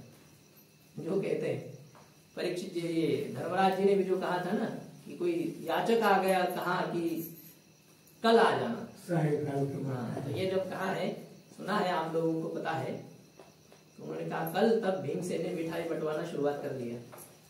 बड़े नगाड़े बजाने लगे, जैसे कि कोई मंगल उत्सव हो रहा है, कुछ न कुछ हो गया है, ऐसा हो गया, सब तरह पेड़ा आदि जो है ना बांटने लगे। तो धर्मराज ने पूछा, भीमसेन क्या त्योहार है, क्या उत्सव है, क्यों ये सब तैयारी हो रही है? क्योंकि राजा युधिष्ठिर थे लेकिन प्रधानमंत्री भीमसेन थे, प्रमुख जिसको मतलब प्रधानमंत्री के पीछे जैसे गृह मंत्री, तो वैसे ये प्रधान थे जो कामकाज देखने के लिए तो भीमसेन ही थे। इनको तो केवल आज्ञा देना है, राजा कुछ करता नहीं है, तो बैठा रहता है, राजा की केवल सलाह ली जाती है, करने वाले तो मंत्रीगण होते हैं। भीमसेन प्रधान थे और भीमसेन ये सब तैयारी कर रहे हैं, तो क्या कारण है? यह जब पूछा गया तो भीमसेन ने कहा कि महाराज बहुत आज आनंद का दिन है, हमारे बड़े भाई ने बहुत विजय प्राप्त कर लिया है, बहुत बड़ा विजय प्राप्त कर लिया है। बोले कौन सा विजय, कौन से भाई ने? बोले आपने। वो कौन सा बड़ा विजय प्राप्त किया? बोले आपने काल के ऊपर विजय पाया है, काल के ऊपर विजय प्राप्त कर लिया। बोले भीमसेन क्या हो गया, ठीक तो हो ना, तुम क्या बोल रहे हो? मैं समझ नहीं पा रहा हूं तुम क्या कहना चाह रहे हो। तो कहा कि दादा आपने कहा, जो याचक आया था कि मुझे अभी समय नहीं, कल आना, तो आपको ये तो विश्वास है ना कल तक आप जीवित रहोगे। ये कल काल के ऊपर विजय पाए बिना आप ये कैसे कह सकते हो कि कल मैं ये करूंगा, कल आपका काम जरूर करूंगा? ये कैसे कह सकते हैं? आप कह रहे हैं। तो यह है लक्ष्यम विहाय दातव्यम, लाखों कामों को छोड़ करके दान करना चाहिए। सहस्रम त्यक्त्वा कोटिम त्यक्त्वा हरिम भजेत, करोड़ों कामों को छोड़ करके भगवान का भजन करना चाहिए, इस प्रकार से कहा गया है। तो ये सब कुछ कौन करने में तत्पर है? सब लोग तो अपने संसार में ही लगे हुए, मंदाहा, मंद है ये लोग, आलसी है, और सुमंद मतयः मतलब ये हतभागी है। मंद भाग्य आगे सुमंद मत मतलब मंद बुद्धि वाले हैं, इनकी बुद्धि जो है ना वो विवेकी नहीं है, जो कुछ समझना है उसको अच्छी तरह से समझने के योग्य इनकी बुद्धि नहीं है। शास्त्र चिंतन पुराण आदि का ये सब नहीं रहा है। लोग कथा कीर्तन भी सुनने के लिए जाते हैं, लेकिन इसलिए जाते हैं कि वहां मनोरंजन होना चाहिए, हास मजाक आदि हो, तो ऐसे ये होना चाहिए, तब उसे कीर्तन कहेंगे। हाँ, कीर्तन करना हो तो फिर इंदौरीकर महाराज जैसे ये होना चाहिए हमें कि मनोरंजन अच्छा सा हो। ये जब बहुत कुछ हम ऐसे थक गए हैं यात्रा आदि में, तो उस समय बोर हो गए हैं, तो ये सुनना है, तो ये आपका मनोरंजन का साधन नहीं है। तो ये जो है मंद बुद्धि वाले लोग हो चुके हैं, तो वो जो सुनना है, जो जानना है, उसको जानना नहीं चाहते हैं, बुद्धि उनकी उतना काम नहीं करती है, मंद भाग्य वाले हैं, और बहुत पीड़ाओं से, बहुत उपद्रवों से, बहुत परेशानियों से ग्रसित है, इस प्रकार के लोग हैं। इसलिए आप इन लोगों के कल्याण के लिए कुछ साधन बताइए, ऐसा कहा है। अब और बहुत कुछ प्रश्न उन्होंने पूछे हैं, इस भगवान श्री कृष्ण के चरित्र के बारे में प्रश्न पूछा है, भगवान के जितने अवतार हैं उन अवतारों का भी आप श्रवण कराइए, इस प्रकार से पूछा है। और भिन्न भिन्न भगवान के अवतारों की लीला के आप सुना दीजिए अवतारों की लीला को। और एक प्रश्न यह भी पूछा है कि भगवान गोलोक धाम को जाने पर धर्म किसके शरण में गया? क्योंकि भगवान जब तक थे तब तक तो उसका आश्रय भगवान थे, अब भगवान चले गए तो कली काल आ गया। अब कली तो अधर्म का मित्र है, पापी है, पाप का वो समर्थन करने वाला है, तो फिर धर्म कहाँ जाकर रहने लगा? इस प्रकार से कुछ प्रश्न पूछे हैं। तो इस प्रश्न के उत्तर में अभी ये भागवत कथा का प्रारंभ हो रहा है। वेद व्यास जी ने इस भागवत की रचना की है। अब उससे पहले यह हो गया कि वेद व्यास जी ने भागवत की रचना करने से पहले एक भूमिका यहाँ हो रही है। भागवत की रचना वेद व्यास जी ने क्यों की? तो यह हुआ, सूत जी ने पहले बोलने का जब प्रारंभ करना है, उनको तो पहले मंगलाचरण किया। सूत जी ने भी उनको जब कहना है तो अपने गुरु का उन्होंने स्मरण किया। सूत जी महाराज जी के गुरु जी कौन है? शुकदेव भगवान। तो शुकदेव भगवान का उन्होंने स्मरण किया है, जो श्लोक हम मंगलाचरण में बोलते हैं, यम प्रव्रजंतम अनुपेतम अपेत कृत्यम। तो उसकी भी व्याख्या अभी हमें नहीं देखनी है। तो जिन्होंने इस संसार से ग्रसित लोगों के कल्याण के लिए इस भागवत रूपी कथा का, भागवतामृत का वितरण किया, इस प्रकार के जो शुकदेव भगवान हैं, उन शुकदेव भगवान को हम नमस्कार करते हैं। और उसके बाद में फिर अब ये हो गया, कहते हैं कि जो आपने प्रश्न पूछा है कि इस कलिकाल में मनुष्यों के कल्याण का सर्वोत्कृष्ट साधन क्या है, तो उस प्रश्न का उत्तर देते हुए उन्होंने कहा कि भगवान के प्रति की हुई जो निष्काम भक्ति है और अप्रतिहत भक्ति है, प्रतिबंध शून्य इस प्रकार की भक्ति ही सर्वोत्कृष्ट साधन है। अब अहेतुकी अप्रतिहता, अहेतुकी का मतलब होता है निष्काम, हमें भगवान से कुछ नहीं चाहिए, जैसे आपको अभी बात कही थी। और दूसरी बात यह है कि हमारी भक्ति प्रतिबंध रहित होनी चाहिए। प्रतिबंध रहित मतलब हमारे ऊपर कोई आपत आ गई, नौबत आई, तो हम भगवान को गाली देने लगे और भगवान की पूजा पाठ छोड़ दिया, भगवान की पूजा पाठ की माला ही उतार करके फेंक दी। भाई ये कोरोना से हमें मरना थोड़ी है, तो उसके लिए माला फेंकी लोगों ने। कितने मूर्ख हैं, माला फेंक करके कोई जीवित रहे क्या? मरना नहीं है, कोई अमर हो गए। इस प्रकार से जो होता है ऐसी भक्ति नहीं होनी चाहिए। जब तक अनुकूलता है तब तक तो हम आपका भजन करेंगे। हाँ, तो जब तक अनुकूलता है तब हम भजन करेंगे, और आप हमारे प्रतिकूल करने लगे तो फिर आप देखो ये आपकी माला या आपका जो कुछ है भजन पूजन के साधन और दे दिया, कहते कि हमारे है मूर्तियां है, ले जाओ, आपको चाहिए तो बांट देते लोग या फेंक देते, गंगा जी में डाल देते, कोई नहीं, आप भगवान गया, हमारे लिए मर गया, कहते भगवान। ऐसी नहीं, कैसी भी परिस्थिति क्यों ना आ जाए हमारे जीवन में, फिर भी गरी आकाश वर पडो पाहे, ब्रह्मगुण भंगाता है, वनवानर त्रिभुवन पाहेगा विठोबा, वनवानर त्रिभुवन भलतय से वर पडो भारी। तो कैसा भी प्रसंग क्यों ना आ जाए, हमें भगवान को नहीं छोड़ना चाहिए। मोहनदास महाराज जी का जैसा प्रसंग है, प्रहलाद जी का चरित्र है, तो अप्रतिहता, प्रतिबंध रहित इस प्रकार की जो भक्ति है जिससे भगवान प्रसन्न होते हैं, तो यही कल्याण का सर्वोपरि साधन है। इस प्रकार से ये सूत जी ने कहा है। इसलिए भगवान का ही कथा का ही श्रवण करना चाहिए, भगवान के नाम का कीर्तन करना चाहिए और मन से उनका ही ध्यान करना चाहिए। इस प्रकार की बातें कही है। अब यह जो भक्ति है, इस भक्ति का प्रादुर्भाव कैसे हो, भगवान के प्रति प्रेम कैसे हो, तो इसके लिए जो है भागवत की रचना होनी है। हाँ, उससे पहले अभी एक बात आई कि भगवान के अनेक अवतारों के चरित्र सुनने की इच्छा थी शौनक आदियों को, भगवान के अवतारों को चरित्र सुनाइए। तो फिर उन्होंने तृतीय अध्याय में भगवान के 24 अवतारों की चर्चा की है कि भगवान ने सनत कुमारों का अवतार लिया, यज्ञ वराह अवतार ले लिया, नारद जी का अवतार, नर नारायण का अवतार, कपिल भगवान का अवतार, ऐसे 24 अवतारों की चर्चा यहाँ पर की गई है। उसमें तो 22 अवतार है, लेकिन हंस और हयग्रीव को लेकर के 24 अवतार है। अब हमें उनको प्रणाम करके आगे ही चलना है। तो इन 24 अवतारों के बाद में फिर अभी भागवत जी की भूमिका का प्रारंभ हो रहा है। कहते हैं कि शौनक जी ने पहले प्रश्न पूछा कि जो आप कह रहे हैं कि जो भागवत जी की कथा है और उस कथा का श्रवण करना, उससे उत्पन्न होने वाले भगवान की भक्ति ही कल्याण का सर्वोपरि साधन है, लेकिन वह जो भागवत की कथा है तो वो भागवत की कथा किस युग में प्रवृत्त हुई, आप बताइए।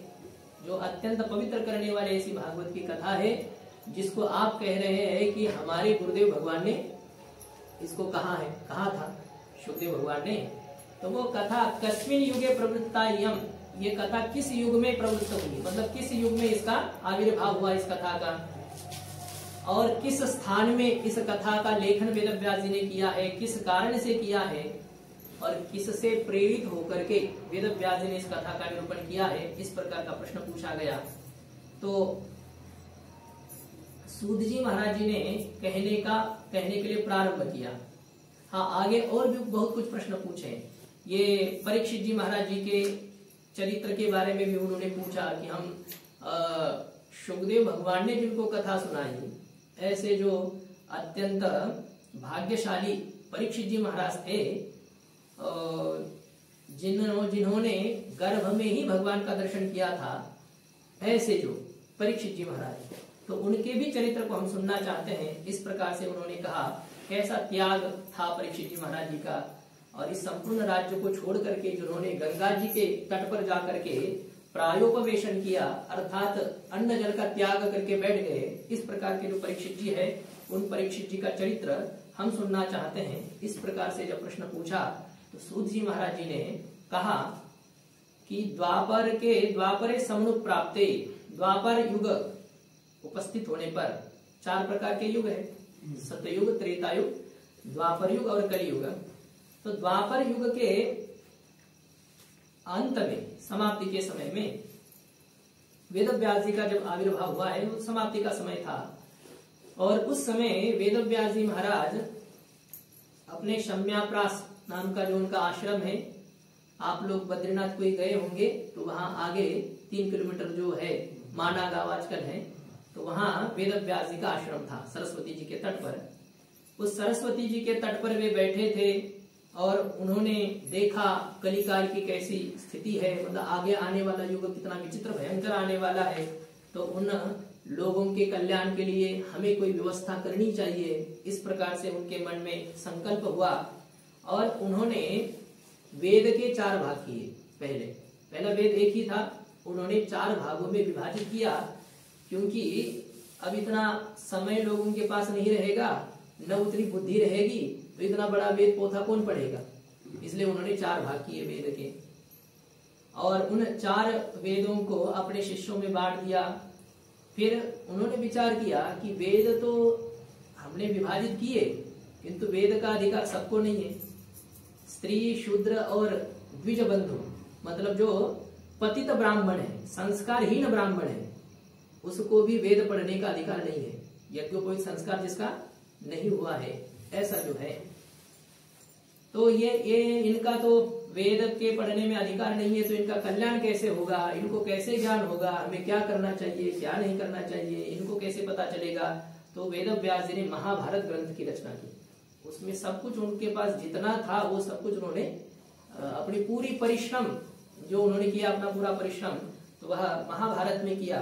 महाभारत जैसे अद्भुत ग्रंथ की रचना वेद व्यास जी ने की। भारतीय महाभारतीय नहीं या कारणे मणि पे पाई व्यासोच्छिष्ट जगत, ऐसे व्यासोच्छिष्टम जगत सर्वम एक कवि की पंक्ति ये भी है।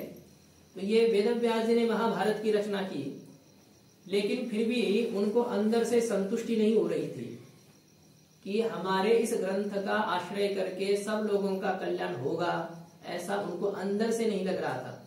हालांकि महाभारत ग्रंथ का श्रवण करने का अधिकार, पठन करने का अधिकार सबका है। मनुष्य मात्र कोई भी उस ग्रंथ को पढ़ सकता है, उसको सुन सकता है, ऐसा यह है। फिर भी उनको अंदर से वैसा संतोष नहीं हुआ कि इससे सबका कल्याण होगा, या ऐसा उनको लग नहीं रहा था। व्यथित होकर के बैठे थे। उसी समय नारद जी महाराज वहां पर आए, और नारद जी को जब वेद व्यास जी ने देखा, उनको प्रणाम किया, उनको बिठाया। फिर वेद व्यास जी ने उनको पूछा कि हे व्यास जी महाराज, आप थोड़े से दुखी लग रहे हो, चिंताक्रांत लग रहे हो, आप स्वस्थ तो हो ना, आपके दुख का क्या कारण है। इतने बड़े महाभारत जैसे ग्रंथ को लिखने वाले आप, और आप ही ऐसे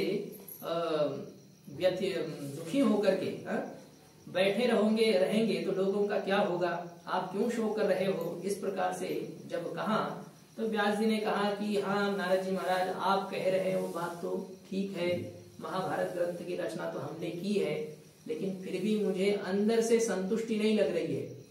मुझे नहीं लग रहा है कि मैंने जो कुछ किया उससे सबका कल्याण होगा, ऐसा मुझे अंदर से संतोष नहीं है। अब उसका क्या कारण है मेरे समझ में नहीं आ रहा है, आप ही बता दीजिएगा कृपा करके। तो नारद जी महाराज जी ने कहा कि वेद व्यास जी महाराज, आपने महाभारत ग्रंथ की रचना तो की, और उसमें बहुत धर्म ज्ञान आदि बहुत बातें कही, लेकिन भगवान के चरित्र का प्रधान रूप से आपने गायन नहीं किया।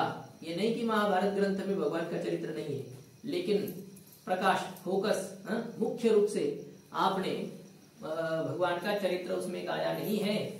तो इस कारण से आप संतुष्ट नहीं हैं, आपको अंदर से ऐसा लग रहा है कि मैंने लोगों के लिए जो किया वह पर्याप्त नहीं है। उसका कारण है आपने भगवान के चरित्र का गायन नहीं किया है।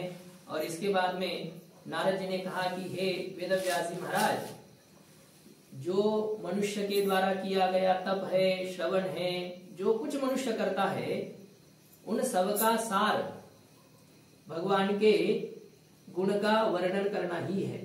जो कुछ है आपके पास जितना ज्ञान है, उस ज्ञान की वस्तुतः जो परिपक्वता है या ज्ञान का वस्तुतः जो लाभ है, फल है, वह भगवान के गुणों का कीर्तन करना ही है, गायन करना ही है।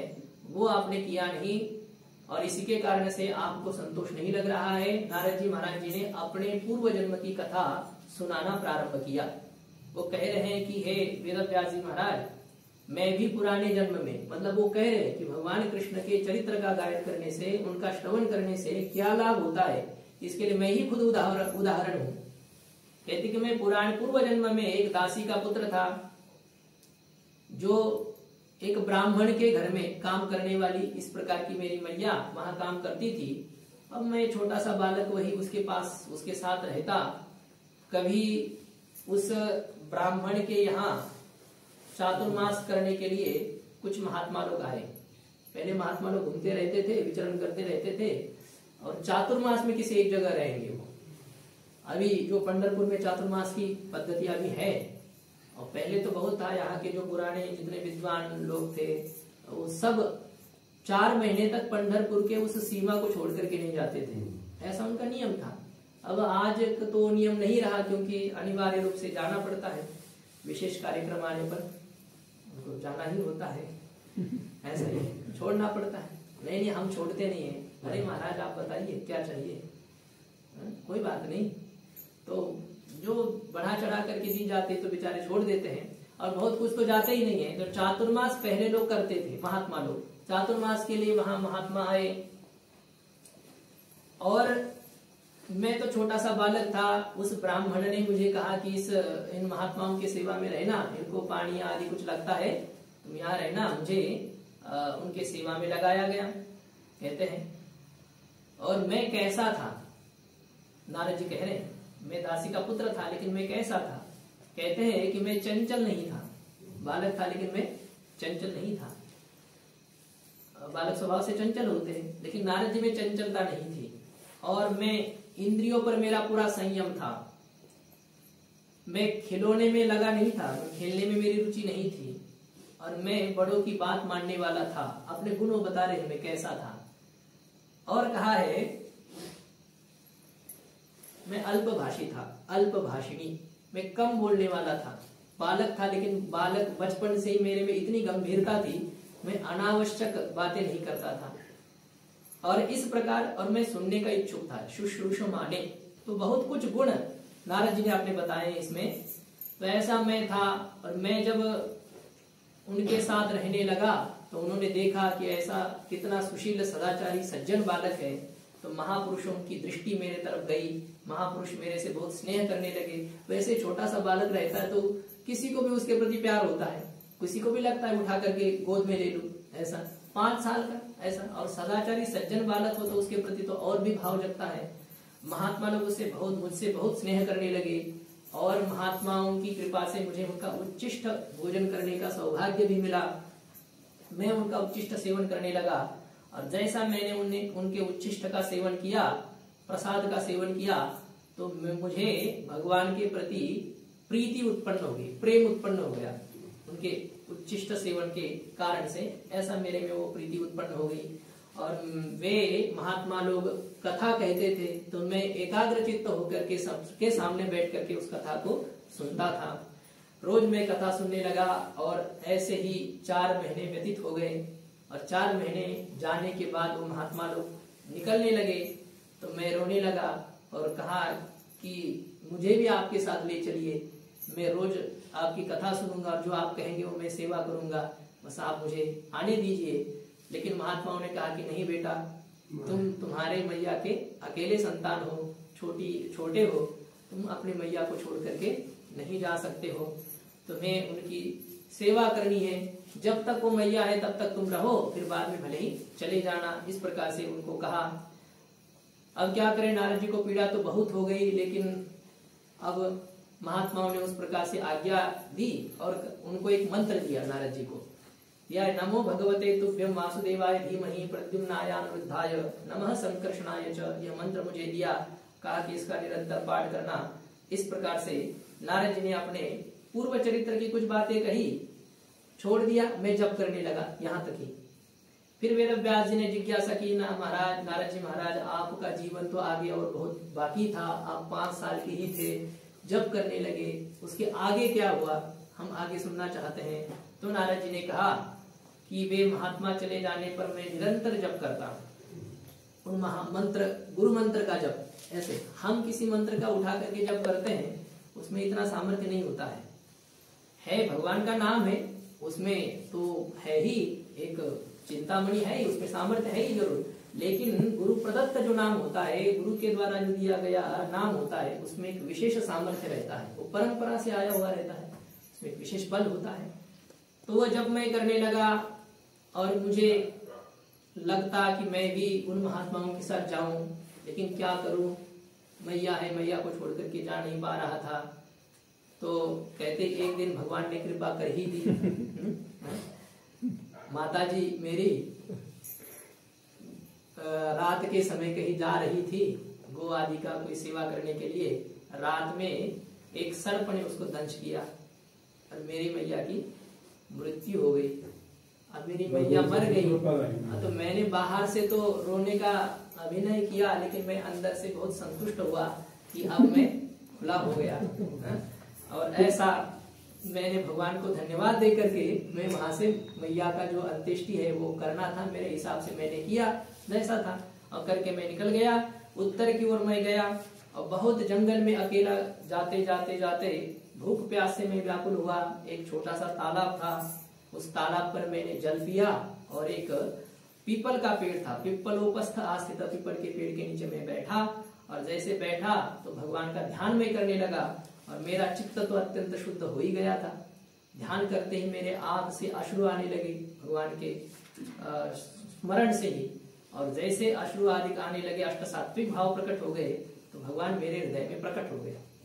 जैसे भगवान प्रकट हो गए, मैं उठ करके खड़ा हो गया।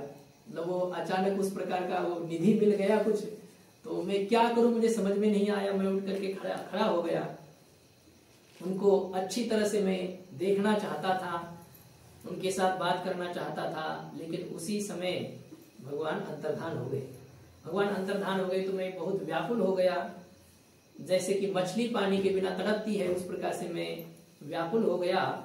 तो उसी समय आकाशवाणी हुई और आकाशवाणी ने कहा कि बेटा नारद, तुम्हें अब इस जन्म में दोबारा मेरा दर्शन नहीं होगा, क्योंकि ये जो अविपक्व कषायानाम, मतलब जिनके वासनाओं की सर्वथा समाप्ति नहीं हुई है, जिनका चित्त सर्वथा परिशुद्ध नहीं हुआ है, तो ऐसे के लिए मेरा दर्शन अत्यंत दुर्लभ है। अब ये बात समझ लेना है। अब नारद जी जैसे भगवान हमारे साथ भी करेंगे तब तो फिर हो जाएगा, हमें तो कभी दर्शन होगा ही नहीं। तो उस काल की बात है, सतयुग की बात है। उस समय उस प्रकार से भगवान परीक्षा, मतलब उस प्रकार की योग्यता देखते थे। यहाँ इस युग में कोई योग्यता नहीं देखी जाती है। जो क्या है, जैसा हो, जो भगवान के एक केंद्र में आ जाता है, मतलब भगवान का शरणागत होता है, और चाहे जैसा हो भगवान उसको अपनाते हैं। ये एक इस युग की महिमा है। गोस्वामी जी की एक चौपाई है, जो जैसा कैसा हो मेरे शरण में आ जाए तो मैं उसको चालो। हाँ, वो तो हो ही गया। हाँ, जो जैसा हो तो आ जाता है तो मैं उसका कल्याण जरूर करता हूँ। यह है तो उस काल की बात ऐसी थी कि भगवान ने उनको दोबारा दर्शन नहीं दिया। तो फिर एक प्रश्न और उठता है कि जब अशुद्ध चित्त वाले को भगवान का दर्शन होता नहीं है और नारद जी उतने शुद्ध चित्त वाले नहीं थे, तो भगवान ने दर्शन दिया क्यों दिया? तो यह जब प्रश्न होता है तो इसका उत्तर यह है, ये यहाँ इसमें भागवत जी में कहा है कि ये दर्शन तुम्हें मेरे प्रति उत्कंठा बढ़ाने के लिए दिया है। मतलब एक होता है ना, विश्वास आना चाहिए हमें। अब हम आपको बताते हैं और आप सुन रहे हैं, थोड़ी है। आप जब बताए हुए साधन का अनुष्ठान करने लगेंगे तो आपको कुछ वैसे अनुभूति होनी चाहिए, लगना चाहिए कुछ हो रहा है, तो आगे आप बढ़ेंगे। नहीं तो कुछ लाभ ही नहीं हो रहा है तो क्यों, आप छोड़ देंगे कुछ दिन के बाद में। सुनते हम जरूर हैं और करते भी हैं, सबके पास जाते हैं, वो जैसा बताता है 10-5 दिन करते हैं, कहते हैं कुछ लाभ नहीं हो रहा है तो दूसरे के पास जाते हैं। वो कुछ और बताता है, फिर वो सुन करके वो जब शुरू कर देते, पहले फोटो हटा देते, फिर दूसरे बाबा ले आते, तो उनका पूजा पाठ जैसा कहाँ है उस प्रकार से करते हैं। लेकिन 10-5 दिन में वो भी नहीं होता है, फिर तीसरे को उसको हटा देते हैं। ऐसे ये क्या कोई खेल थोड़ी ना है 10-5 दिन में वो करना है। एक जगह पर मेहनत करोगे तो पानी लगेगा ना, थोड़ा इधर थोड़ा उधर थोड़ा उधर, ऐसा करने से नहीं होता है। तो एक विश्वास आना चाहिए, जो हम साधना कर रहे हैं वो ठीक ही है, जो महापुरुषों ने मार्ग बताया है उसी मार्ग पर हम चल रहे हैं और वो निश्चित ही भगवत प्राप्ति का है, ऐसा विश्वास दिलाने के लिए भगवान कुछ इस प्रकार की अनुभूतियां कराते हैं। नारद जी को दर्शन हुआ और भगवान चले गए, आकाशवाणी को सुन करके नारद जी फिर भजन में लग गए, विचरण करते रहे और समय आया नारद जी का शरीर पूरा हो गया। कहते उसके बाद में कुछ प्रलय हुआ और उसके बाद में फिर ब्रह्मा जी के पुत्र रूप में मेरा यह शरीर प्रकट हो गया, मतलब मैं इस रूप में फिर मेरे जन्म को प्राप्त कर लिया। अब इसमें तो क्या कहना, अब ऐसा है नारद जी कहते हैं कि जो वीणा मेरे पास में है ना, तो ये खरीदी नहीं है पंढरपुर आलंदी में, ये खुद भगवान ने मुझे दी है। देवदत्ता मिमाम वीणा स्वर ब्रह्म विभूषिताम। अब उस वीणा में ऐसी भगवान ने जो दी है उसमें ऐसा सामर्थ्य है, जो चाहे तो उस समय उस राग वो अपने आप उसमें छिड़ जाता है, ऐसा ही है। और जब ये वीणा को लगा करके जब मैं भजन करने लग जाता हूँ, कीर्तन करने लगता हूँ, तो कहते तुरंत भगवान मेरे सामने प्रकट हो जाते हैं, जब चाहे तब भगवान मेरे सामने अभी आते हैं। तो यह सब उन महापुरुषों के द्वारा दिया गया जो नाम है या भगवान की लीला है, तो उनके श्रवण से मेरा कल्याण हो गया। तो मैं मेरा अनुभव कह रहा हूँ, तो तुम्हें भी भगवान की लीला का ही गायन करना चाहिए। ऐसा कहने पर नारद जी तो चले गए, फिर वेदव्यास जी ने इस भागवत ग्रंथ की रचना की है, इस भागवत जी को उन्होंने बनाया है। फिर अब यहां से अभी जो नारद जी के जाने पर वेदव्यास जी ने क्या किया, यह बात कही गई है।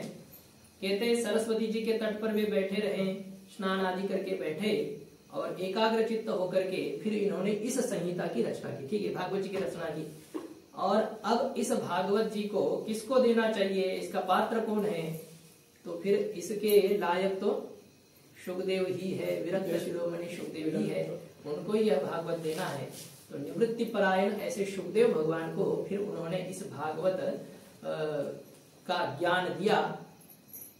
कहते हैं उसके बाद में शौनक जी ने प्रश्न पूछा कि वे तो बहुत निवृत्ति परायण थे, उनको तो दुनिया से कोई मतलब ही नहीं था, इतना बड़ा ग्रंथ पढ़ने तक वो कैसे रहे, कैसे उन्होंने पढ़ा, इस प्रकार से प्रश्न पूछा।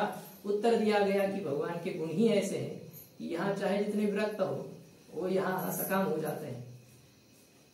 आत्माराम जो मुनि है अपने ही मस्ती में रहने वाले हैं, जिनको दुनियादारी से कोई मतलब नहीं, कोई गाली दे रहा है या कोई पूजा कर रहा है, क्या है, कोनी वंदी कोनी मारी, निंदी कोनी मारी, निंदी कोनी मारी वंदी कोनी पूजा करी, मत यही नहीं तेही नहीं, वेगड़ा दो ही पास नहीं। तो कोई क्या कर रहे उससे मतलब ही नहीं है।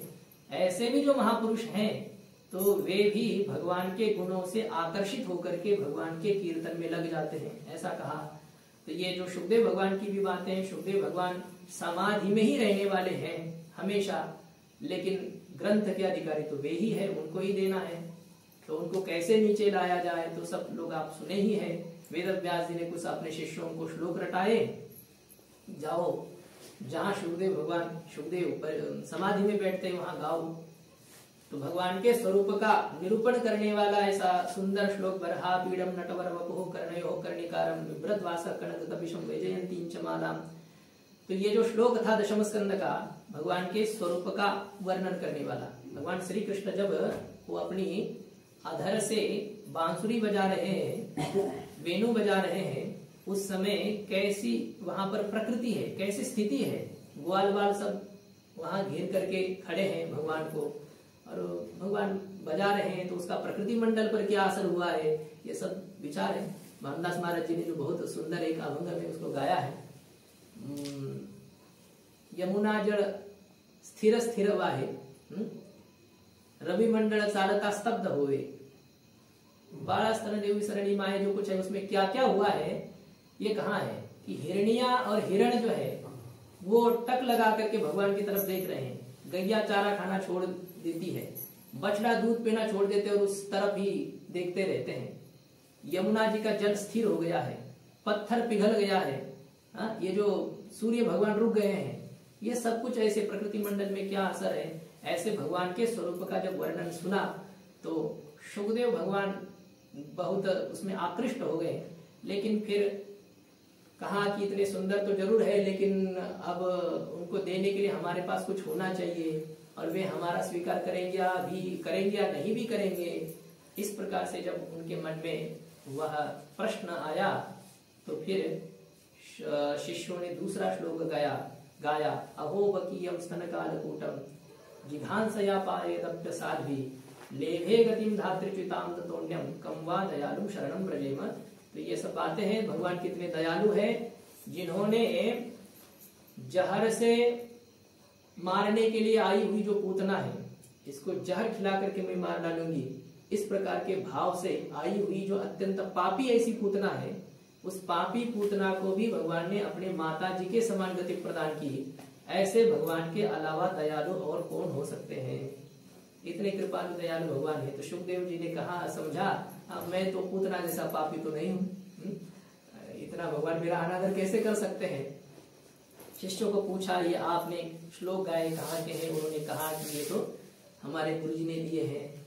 और हम, अच्छा कितने श्लोक है ऐसे? बोले श्लोक ये तो क्या है, तो 18,000 श्लोक है, 18,000 श्लोकों का ग्रंथ हमारे गुरुदेव भगवान ने बनाया है। अच्छा कौन आपके गुरु जी? तो उन्होंने कहा कि वेदव्यास जी महाराज हमारे गुरुदेव है। सुखदेव भगवान ने कहा वो तो हमारे पूज्य पिताजी हैं। तो उन पिताजी के पास में क्या, पहले तो सुखदेव भगवान के पीछे दौड़े थे व्यास जी, और अभी वे ही खुद आ गए और उनको व्यास जी ने भागवत को सुनाया है, भागवत जी की कथा सुनाई, इस प्रकार से भागवत जी का ज्ञान दे दिया। ऐसा यह है। अब इसमें परीक्षित जी के जन्म की कथा सुननी थी, शौनक जी ने प्रश्न किया था, तो वह भूमिका अभी आगे है। कहते हैं कि जब महाभारत युद्ध हुआ और 18 दिन कुल केवल चला महाभारत युद्ध, और 18वें दिन में पांडवों का, कौरवों का जो प्रधान दुर्योधन बाकी था, बाकी सेना तो दोनों तरफ से पूरी मारी गई। 18 अक्षौहिणी सेना, 11 अक्षौहिणी कौरवों की तरफ से, 7 अक्षौहिणी सेना पांडवों की तरफ से। न उनके सेना का कोई सदस्य बचा, कोई सामान्य सैनिक बचा, न उस सेना का बचा। हाँ, कुछ जरूर लोग उसमें बचे थे। कौरव पक्ष में 2 लोग बचे थे, अश्वत्थामा और कृपाचार्य। ये चिरंजीवी थे इसलिए बच गए, नहीं तो भगवान उनको भी नहीं छोड़ते। उनको वरदान उस प्रकार का था, अश्वत्थामा बलिर्व्यासो हनुमांश्च विभीषण कृपा परशुरामश्च सप्तैते चिरंजीविनः। तो ये 2 लोग कौरव के पक्ष में बचे और पांडवों के पक्ष में तो वैसे काफी लोग बचे थे। बाद में इस अश्वत्थामा ने मारा है, नहीं तो पांडवों के पक्ष में 5 पांडव तो जैसे कि वैसे थे ही। फिर पांडवों के 5 पुत्र भी थे, जीवित थे। पांडवों का सेनापति अश्वत्थामा 18 दिन तक पांडवों का एक ही सेनापति था। कौरवों के 4-5 सेनापति हो गए। 10 दिन भीष्माचार्य जी सेनापति रहे, 5 दिन द्रोणाचार्य जी रहे, 1.5 दिन 2 दिन कर्ण रहा और 1 दिन शल्य रहे। ऐसा यह है, 18 दिन पूरे हो गए। तो 18 दिन जब पूरे हो गए तब दुर्योधन की जंघा को भीमसेन ने विदीर्ण कर दिया। अंतिम जो युद्ध हो गया भीमसेन और दुर्योधन का, तो कहते यदा मृधे कौरव सृंजयानाम वीरेश्वत विरगतिम गतेषु वृकोदरा विद्यगदा विमर्श भग्नोरुदंडे धृतराष्ट्रपुत्रे। कहते कि जब युद्ध भूमि में भीमसेन के द्वारा जो गदा का प्रहार किया गया और उस प्रहार से दुर्योधन की जो जंघा है वो विदीर्ण हो गई, फट गई। खून के जो एक जैसा ये होता है ना तालाब सा बन गया और उसमें वो पड़ा है और मरणासन्न है। और पापी लोग इतने जल्दी मरते भी नहीं है, तड़प तड़प करके उनको मरना है, क्योंकि बहुत लोगों को उन्होंने सताया है ना, वो सब उनसे हिसाब लेना है, इसलिए जल्दी नहीं मरेंगे वो। तो तड़प रहा है, पड़ा है ऐसा। तो उसी समय कहते हैं कि उनके पास में अश्वत्थामा आया और अश्वत्थामा ने देखा दुर्योधन की ये हालत कि हमारे राजा है क्या अभी जाने वाले और कहने लगा कि दुर्योधन मैं तुमको बहुत बार कह रहा था, कहा कि सेनापति मुझे बनाओ, यदि तुम मुझे सेनापति बना देते तो फिर ये तुम्हारी हालत नहीं होती। मतलब देखो कितना क्या है, ये पहले से आई है पद प्रतिष्ठा की जो लालच है। और युद्ध में नहीं था क्या वो लेकिन उसको सेनापति बन करके लड़ने में जो था ना, वो एक सम्मान के साथ फिर मैं और लड़ता और कुछ हो जाता। मुझे तुमने सेनापति नहीं बनाया, इसलिए तुम्हारी हालत हो गई। इस प्रकार से कहा। दुर्योधन ने कहा कि कोई बात नहीं है, जब तक राजा जीवित है तब तक राजा को सेनापति चयन करने का अधिकार है। मैं अभी भी तुम्हें सेनापति बना सकता हूँ, जाओ मैं तुम्हें सेनापति बना देता हूँ। और दुर्योधन ने अपनी ही जंघा का जो खून था उस खून से उसका तिलक कर दिया, क्योंकि सेनापति बनने पर तिलक करना पड़ता है।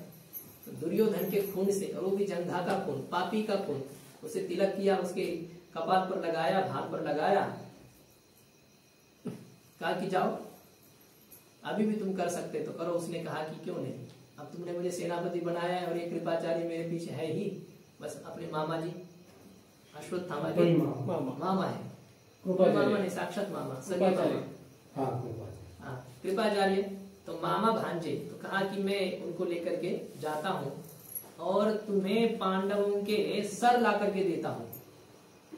दुर्योधन ने कहा कि तब तो राजा तुम्हें बना दूंगा मैं, यदि तुम पांडवों को मार दोगे तो हस्तिनापुर का राजा तुमको करूंगा, क्योंकि मैं तो मरने ही वाला हूँ। तो आप कौन है, पांडव राजा न बने, बस ये अश्वत्थामा राजा बन जाए तो बन जाए, कोई बात नहीं, हमारे घर वाला कोई आगे नहीं बढ़ना चाहिए। और कोई पड़ोसी इधर उधर का है वो कोई बन रहा है, बनने दो, कोई बात नहीं, हमारा नहीं होना चाहिए कोई। इस प्रकार की वृत्ति पहले से चलती आई है। अश्वत्थामा अपने मामा जी को लेकर के गया। कहते उसने देखा एक पेड़ के नीचे जब वो बैठा था, उल्लू को रात में दिखता है ना, उल्लू, हाँ घुबड़, उसको रात में दिखता है। और वो क्या करता है, रात में कौवे के जो अंडे ना उसको खाता है, उसके बच्चे हो अंडे हो उसको वो खा जाता है, क्योंकि कौवे को रात में दिखता नहीं है, तो इधर उधर भी हो तो उसके बगल में जाकर के वो खा जाता है। तो उसने शिक्षा ले ली उल्लू से, उल्लू ने उल्लू से शिक्षा ले ली। उल्लू शब्द का अर्थ होता है बेवकूफ, मूर्ख, ऐसा ही है। तो उसने उल्लू से शिक्षा ले ली कि ऐसे ही सोते हुए पांडवों को मार देना चाहिए। तो चला कृपाचार्य जी के साथ तलवार लेकर के। अब पांडव सो गए होंगे, क्योंकि 18 दिन युद्ध हो गया है, थक गए हैं, और अभी तक तो नींद जैसी चाहिए किसी को थी नहीं, पता नहीं आगे क्या, कल क्या होगा, कल क्या होगा, कल क्या होगा, ऐसे है। हा? जब से चुनाव होता है, जब से तब ये क्या आता है, उसमें रिजल्ट नहीं आता है, तब तक नेता लोगों को नींद नहीं आती है। और जब तक निकाल नहीं आता है, छात्रों को भी लगता है क्या होगा क्या होगा क्या होगा, एक रहता है अंदर से। नहीं, पेपर की बात नहीं, रिजल्ट आना चाहिए। पेपर तो जो है उसमें तो रहता ही है, क्या धाक धूक जैसे कहते हैं वो अंदर से रहती है, लेकिन रिजल्ट में, क्योंकि सब फिर कहेंगे तूने ऐसा किया, मतलब कम हो जाते तो क्या है, कोई भी फिर उठता है कुछ ना कुछ बोलता ही रहता है, उनको पता है कुछ हो जाए तो। जो मतलब स्कूल में गए ही नहीं, कुछ भी नहीं पढ़े, वो भी कहते हैं तुम मूर्ख हो, तुमने ये नहीं किया, तुमने वो नहीं किया, ऐसा ऐसा होता है। तो ये डर रहता है। सब सो गए होंगे, इस प्रकार से अश्वत्थामा ने सोचा। लेकिन भगवान जिसको राखे साइया मार सके ना कोई, बालन बाका कर सके जो जगबैरी होए, भगवान जिसको रक्षण करना चाहते कौन मार सकता है। भगवान ने उसी दिन पांडवों को कहा कि अभी हम लोगों का विजय तो आज हुआ है, लेकिन जहाँ विजय होता है वहां रहना नहीं चाहिए, रात के समय हम दूसरी जगह जाकर के आज निवास करेंगे। पांडवों को कहा, द्रौपदी को लिया, और वैसे पांडवों के पुत्रों को भी कहा था, और धृष्टद्युम्न आदि को भी कहा। उन्होंने कहा कि नहीं, आप तो घूमने के लिए कोई सामर्थ्य ही नहीं है, ये नहीं, बहुत थक गए हैं, हम तो यही सो जाते हैं। अब दूसरी जगह जाकर के सोने की अपेक्षा से यही सो नहीं सकते क्या अच्छे से। अब तो शत्रु तो हमारे समाप्त ही हो गए हैं, तो आराम से इसी शिविर में हम सो जाएंगे, आप लोग चले जाइए। अब भगवान को सब पता ही था, लेकिन भगवान ये मारना ही चाहते, उनको क्या है, जिसको इनको जिलाना चाहते थे, इनको हटाना चाहते थे। भगवान उनको लेकर के चले गए। अश्वत्थामा आया और रात में घुस करके उसने सबके सर कलम किए। एक तो धृष्टद्युम्न के साथ उसका वैर पहले से ही था, उसके बाप को उसने मारा था। इसलिए अब सबके सर जब उसने काटे, उसने सोचा कि ये जो पांडव के 5 पुत्र सोए थे अब वो बिल्कुल पांडवों के जैसे हैं, दिखाई देने में ऐसे लगते थे, बाप जैसा बेटा। द्रौपदी के जो 5 पुत्र थे 5 पांडवों के, तो वो पुत्र को देख करके उसको लगा कि ये पांडव ही है। अब उसमें अंधेरा था, उतना तो उसने ध्यान दिया नहीं, खाली थोड़ा कुछ उसको दिखाई दिया तो उसमें वो है। और ये ऐसे जो लोग होते हैं ना, वो डरते अंदर से भी, इनको भी डर रहता है, क्योंकि यदि अचानक कोई जग जाए तो, एक को मारते समय यदि 10 जग जाए तो हम अकेले क्या करेंगे, वो तो 10 आ जाएंगे ना उस तरफ से। एक भले ही मर जाएगा लेकिन हमारी भी मृत्यु हो सकती है। तो इसने वो ऐसा थोड़ा सा डर से ही उसने सबके सर कलम किए और उस 5 सरों को लेकर के वह दुर्योधन के पास में आया। कहते हैं कि जब दुर्योधन के पास में आया तो दुर्योधन को उसने कहा कि वे पांडवों के सर लाए हैं। तो उसने कहा कि ये हो नहीं सकता है, वो भी जानता था भगवान है, वहां पर कुछ बिगाड़ नहीं सकते कोई उसका उनका। लेकिन फिर भी दुर्योधन ने कहा कि मुझे पता था कि तुम मानोगे नहीं, इसलिए मैंने उनके सर काट करके लाए हैं। देखो सर देखो। लेकिन अब दुर्योधन जो था ना, उसको दिख नहीं रहा था, मृत्यु निकट आई थी बिल्कुल, इतना वो व्यथित था, पीड़ित था। उसके आंख में ऐसा धुंधलाहट था, कुछ दिखाई नहीं दे रहा था। उसने कहा कि देखो अश्वत्थामा, मैं तो कुछ देख नहीं पाता हूँ, मेरे में इतना सामर्थ्य अभी नहीं, ये आंख में इतना सामर्थ्य नहीं है, अंधेरिया, हाँ अंधेरे जो आ रहा है मुझे। लेकिन यदि तुमने पांडवों के सर लाए हो तो मुझे भीमसेन का सर दिखाओ, मेरे हाथ में दो भीमसेन का सर। तो उसने वो देखा, बड़ा सा जो सर था भीमसेन के पुत्र का, वो सर उसने दुर्योधन के हाथ में दिया और दुर्योधन ने दबाया तो उसका पूरा चूर्ण हो गया। मरा भी था, मरने ही वाला था, लेकिन बल तो उसमें था ही। तो जब उस सर का चूर्ण हो गया तो भीमसेन, दुर्योधन ने भी कहा कि अश्वत्थामा तुमने बहुत बड़ा अनर्थ कर दिया। अरे ये पांडवों के सर नहीं है, तुमने पांडवों के पुत्र के सर काट करके लाए, जो वही तो बाकी थे हम लोगों को पिंडदान करने के लिए। अब आगे तो पांडव तो वृद्ध है, होने वाले हैं, आगे तो कोई पुत्र आदि की बात नहीं है। अब हम लोगों को पिंडदान देने वाला भी तुमने नहीं रखा, तुमने बहुत अनर्थ कर दिया, बहुत। ऐसा इस प्रकार से दुर्योधन भी दुखी हो गया। पांडवों को वो मारना चाहता था, लेकिन पांडवों का कोई कुल दीपक, मतलब कौरव पांडवों का क्या है, आगे कोई ना कोई तो रहना चाहिए था। तो तुमने उसको भी समाप्त कर दिया, बहुत दुखी हो गया। दुर्योधन तो आगे मर गया। लेकिन यह बात जब पांडवों को पता चली और द्रौपदी ने जब अपने 5 मरे हुए पुत्रों को देखा, बहुत चिल्लाने लगी जोर जोर से। अब देखो युद्ध भूमि में मारे जाते तो इतनी पीड़ा नहीं थी, वीर गति को प्राप्त हो जाते, लेकिन इस प्रकार से उनकी हत्या हो गई। तो इस कारण से द्रौपदी को बहुत पीड़ा हो गई, रोने लगी द्रौपदी। अब द्रौपदी के पीड़ा को देख करके अर्जुन ने कहा द्रौपदी को, द्रौपदी तुम चिंता मत करना, तुम रोना नहीं, मैं इस तुम्हारे पुत्र की हत्या करने वाले का सर ला करके तुम्हें दूंगा और उस सर पर बैठ करके तुम अपने अश्रु को पूछना, या जो बच्चों के लिए जो कुछ करना है वो कार्य करना। इस प्रकार से अर्जुन ने प्रतिज्ञा की और अर्जुन भगवान को लेकर के दुर्योधन अश्वत्थामा के पीछे दौड़े। अश्वत्थामा को पता चला तो वो भी भगा, लेकिन अब कहाँ जाएगा, भगवान रथ चला रहे हैं, अब अश्वत्थामा कहाँ भगेगा। अब तो उसको समझ में आया अर्जुन बहुत निकट आया है, तो अब क्या किया जाए। तो उसने ब्रह्मास्त्र का संधान किया, ब्रह्मास्त्र छोड़ा अर्जुन पर। अब जैसे ब्रह्मास्त्र आया, ब्रह्मास्त्र एक बहुत भयंकर अस्त्र है, या हम लोग जो क्या कहते हैं अनुभव आदि कुछ नहीं उसके सामने।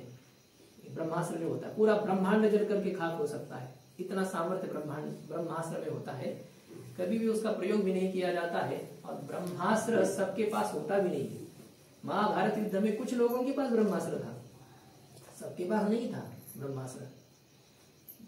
भीष्माचार्य, द्रोणाचार्य, कृपाचार्य, अश्वत्थामा, कर्ण, अर्जुन और कृष्ण भगवान के तो बारे में कहना ही है। तो ये इन लोगों के पास ही ब्रह्मास्त्र था। इसे कम ही ब्रह्मास्त्र को जानने वाले थे, दिव्यास्त्र के ज्ञाता वैसे ये भी थे, अभिमन्यु जी भी। तो ये कुछ ही लोग ब्रह्मास्त्र के जानकार थे, और उसमें भी ब्रह्मास्त्र को छोड़ना और ब्रह्मास्त्र का ये भी वापस भी लेना होता है। हम लोग तो कहते हैं कि धनुष से छूटा हुआ बाण वापस नहीं आता है, लेकिन यह भी होता है जब बाण का संधान किया है, बाण छोड़ भी दिया है, चाहे तो उसको रोक सकते हैं। ये विद्या होती है। ये विद्या दशरथ जी के पास में भी नहीं, क्योंकि अब बाण तो छोड़ दिया था ना, वैसे तो वो तो पास में एक बात तो नहीं करनी है, श्रावण कुमार को जब बाण लगा है वो सब लगने के बाद में उनको पता चला ना, तो बाण जब सामने वाले की गर्दन काट देता है तो अब उसको रोकने से क्या मतलब है? रोकना तब है ना जब हमें पता चला उसके जाने से पहले, बाण वहां जाकर के सर काटने वाला था, उससे पहले आप उसको रोक सकते हैं। ब्रह्मास्त्र का प्रयोग अश्वत्थामा ने किया था और उस भयंकर तेज को, ज्वाला को देख करके अर्जुन ने भगवान को कहा ये क्या है? तो भगवान ने कहा कि ये अश्वत्थामा के द्वारा छोड़ा गया ब्रह्मास्त्र है, और ब्रह्मास्त्र का प्रतिकार ब्रह्मास्त्र से ही होता है, ब्रह्मास्त्र की काट ब्रह्मास्त्र ही है, तुम्हें भी ब्रह्मास्त्र का प्रयोग करना पड़ेगा। और ये मूर्ख है, इसको ब्रह्मास्त्र चलाना आता है लेकिन ब्रह्मास्त्र का संहार करना, ब्रह्मास्त्र को रोकना उसको नहीं आता है। देखिए पहले महापुरुष ऐसे थे, उनको ये नहीं था कि पुत्र के प्रति बहुत, द्रोणाचार्य जी का अपने पुत्र के प्रति स्नेह जरूर था, फिर भी अर्जुन के प्रति उनका अधिक भाव था। जो विद्या उन्होंने अर्जुन को सिखाई वो विद्या उन्होंने अपने सगे पुत्र अश्वत्थामा को नहीं सिखाई, ऐसे ये था। नहीं, चक्रव्यूह की बात नहीं, ये यही ब्रह्मास्त्र का संधान करना तो सिखाया, लेकिन ब्रह्मास्त्र को रोकने की विद्या उन्होंने केवल अर्जुन को सिखाई थी, ऐसा ही था। अश्वत्थामा आप होता है ना अपने पिताजी है तो वो थोड़ा सा वो भाव नहीं बनता है उनके पास में, सीखने के लिए जो श्रद्धा चाहिए, उनके प्रति जो भावना होनी चाहिए वो नहीं रहती है। इसलिए वो होता है ना, हमारे वो मराठी में नहीं कहते कि जो कान जो टोचना होता है ना जैसे बच्चे के, तो सुनार से ही करना पड़ता है, वो मतलब उसी के हाथ से वो करना चाहिए जो होता है। अब हम बहुत अच्छे से जानकार है, विद्वान है, टीचर है, खुद ही है, जैसे वो है, अब इस राम को पढ़ाना है तो क्या वो खुद नहीं पढ़ाने से नहीं चलेगा, वो वही भेजना पड़ेगा, ऐसे ही होता है, बाहर से ही वो चलता है, होता है। तो अश्वत्थामा पढ़ा तो अपने पिताजी से, लेकिन उतना भाव जैसा चाहिए ना होने की वजह से कुछ कमती उसमें रही अर्जुन की अपेक्षा से। और अर्जुन और भी पढ़े ना, और भी दूसरे जाकर के पढ़े, लंदन जाकर के भी पढ़े अर्जुन तो इसलिए अधिक अर्जुन की पढ़ाई होने के कारण से अर्जुन इसके बारे में बहुत ज्यादा जानकार थे। अर्जुन ने जब देखा, अस्त्र जब छोड़ा तो वो संपूर्ण त्रैलोक्य को जलाने लगा, तो भगवान ने अर्जुन की तरफ देखा, भगवान की बात को, भाव को अर्जुन समझ गए और दोनों अस्त्रों का उन्होंने शमन किया और पकड़ करके कूद करके अश्वत्थामा को पकड़ लिया और कस करके उसको बांध दिया पीछे से, और घसीटते हुए उसको ला रहे थे। भगवान ने कहा कि इसको मार दो, अर्जुन ने कहा नहीं। अर्जुन ने पहले तो सोचा था इसको मारेंगे, किंतु फिर भी हमारे गुरु जी का पुत्र है, गुरु के पुत्र होने के कारण से और गुरु के प्रति अर्जुन का बहुत प्रेम भाव था। धृष्टद्युम्न को मारने के लिए अर्जुन निकले थे कि मेरे गुरु जी की हत्या तुमने कैसे की, हम भाई तुम्हारे गुरु जी शत्रु पक्ष में तो क्यों नहीं मारेंगे, लेकिन जैसे हो तुमने नीति से नहीं मारा, तो ये जो बात आई है, तो इसलिए अर्जुन ने अपने गुरु पुत्र की हत्या नहीं की, मारा नहीं, कहा कि जो है हम तो द्रौपदी को कहाँ है उसको ला करके उसके पैर में पटक देते हैं। ले आए और द्रौपदी के सामने उसको बांध करके जैसे गिराया गया, पाश से बंधा हुआ था, नीचे सर करके खड़ा था क्योंकि वैसे घृणित कार्य किया था। जो ऐसे कुत्सित पाप कर्म करने वाले जब पकड़े जाते हैं ना तो सर उठाते हैं क्या, नीचे करते हैं, हाँ ऐसे। तो उसे देख करके द्रौपदी जी ने कहा कि मुच्यता मेष ब्राह्मणों नितराम गुरु। द्रौपदी साक्षात दया की मूर्ति है।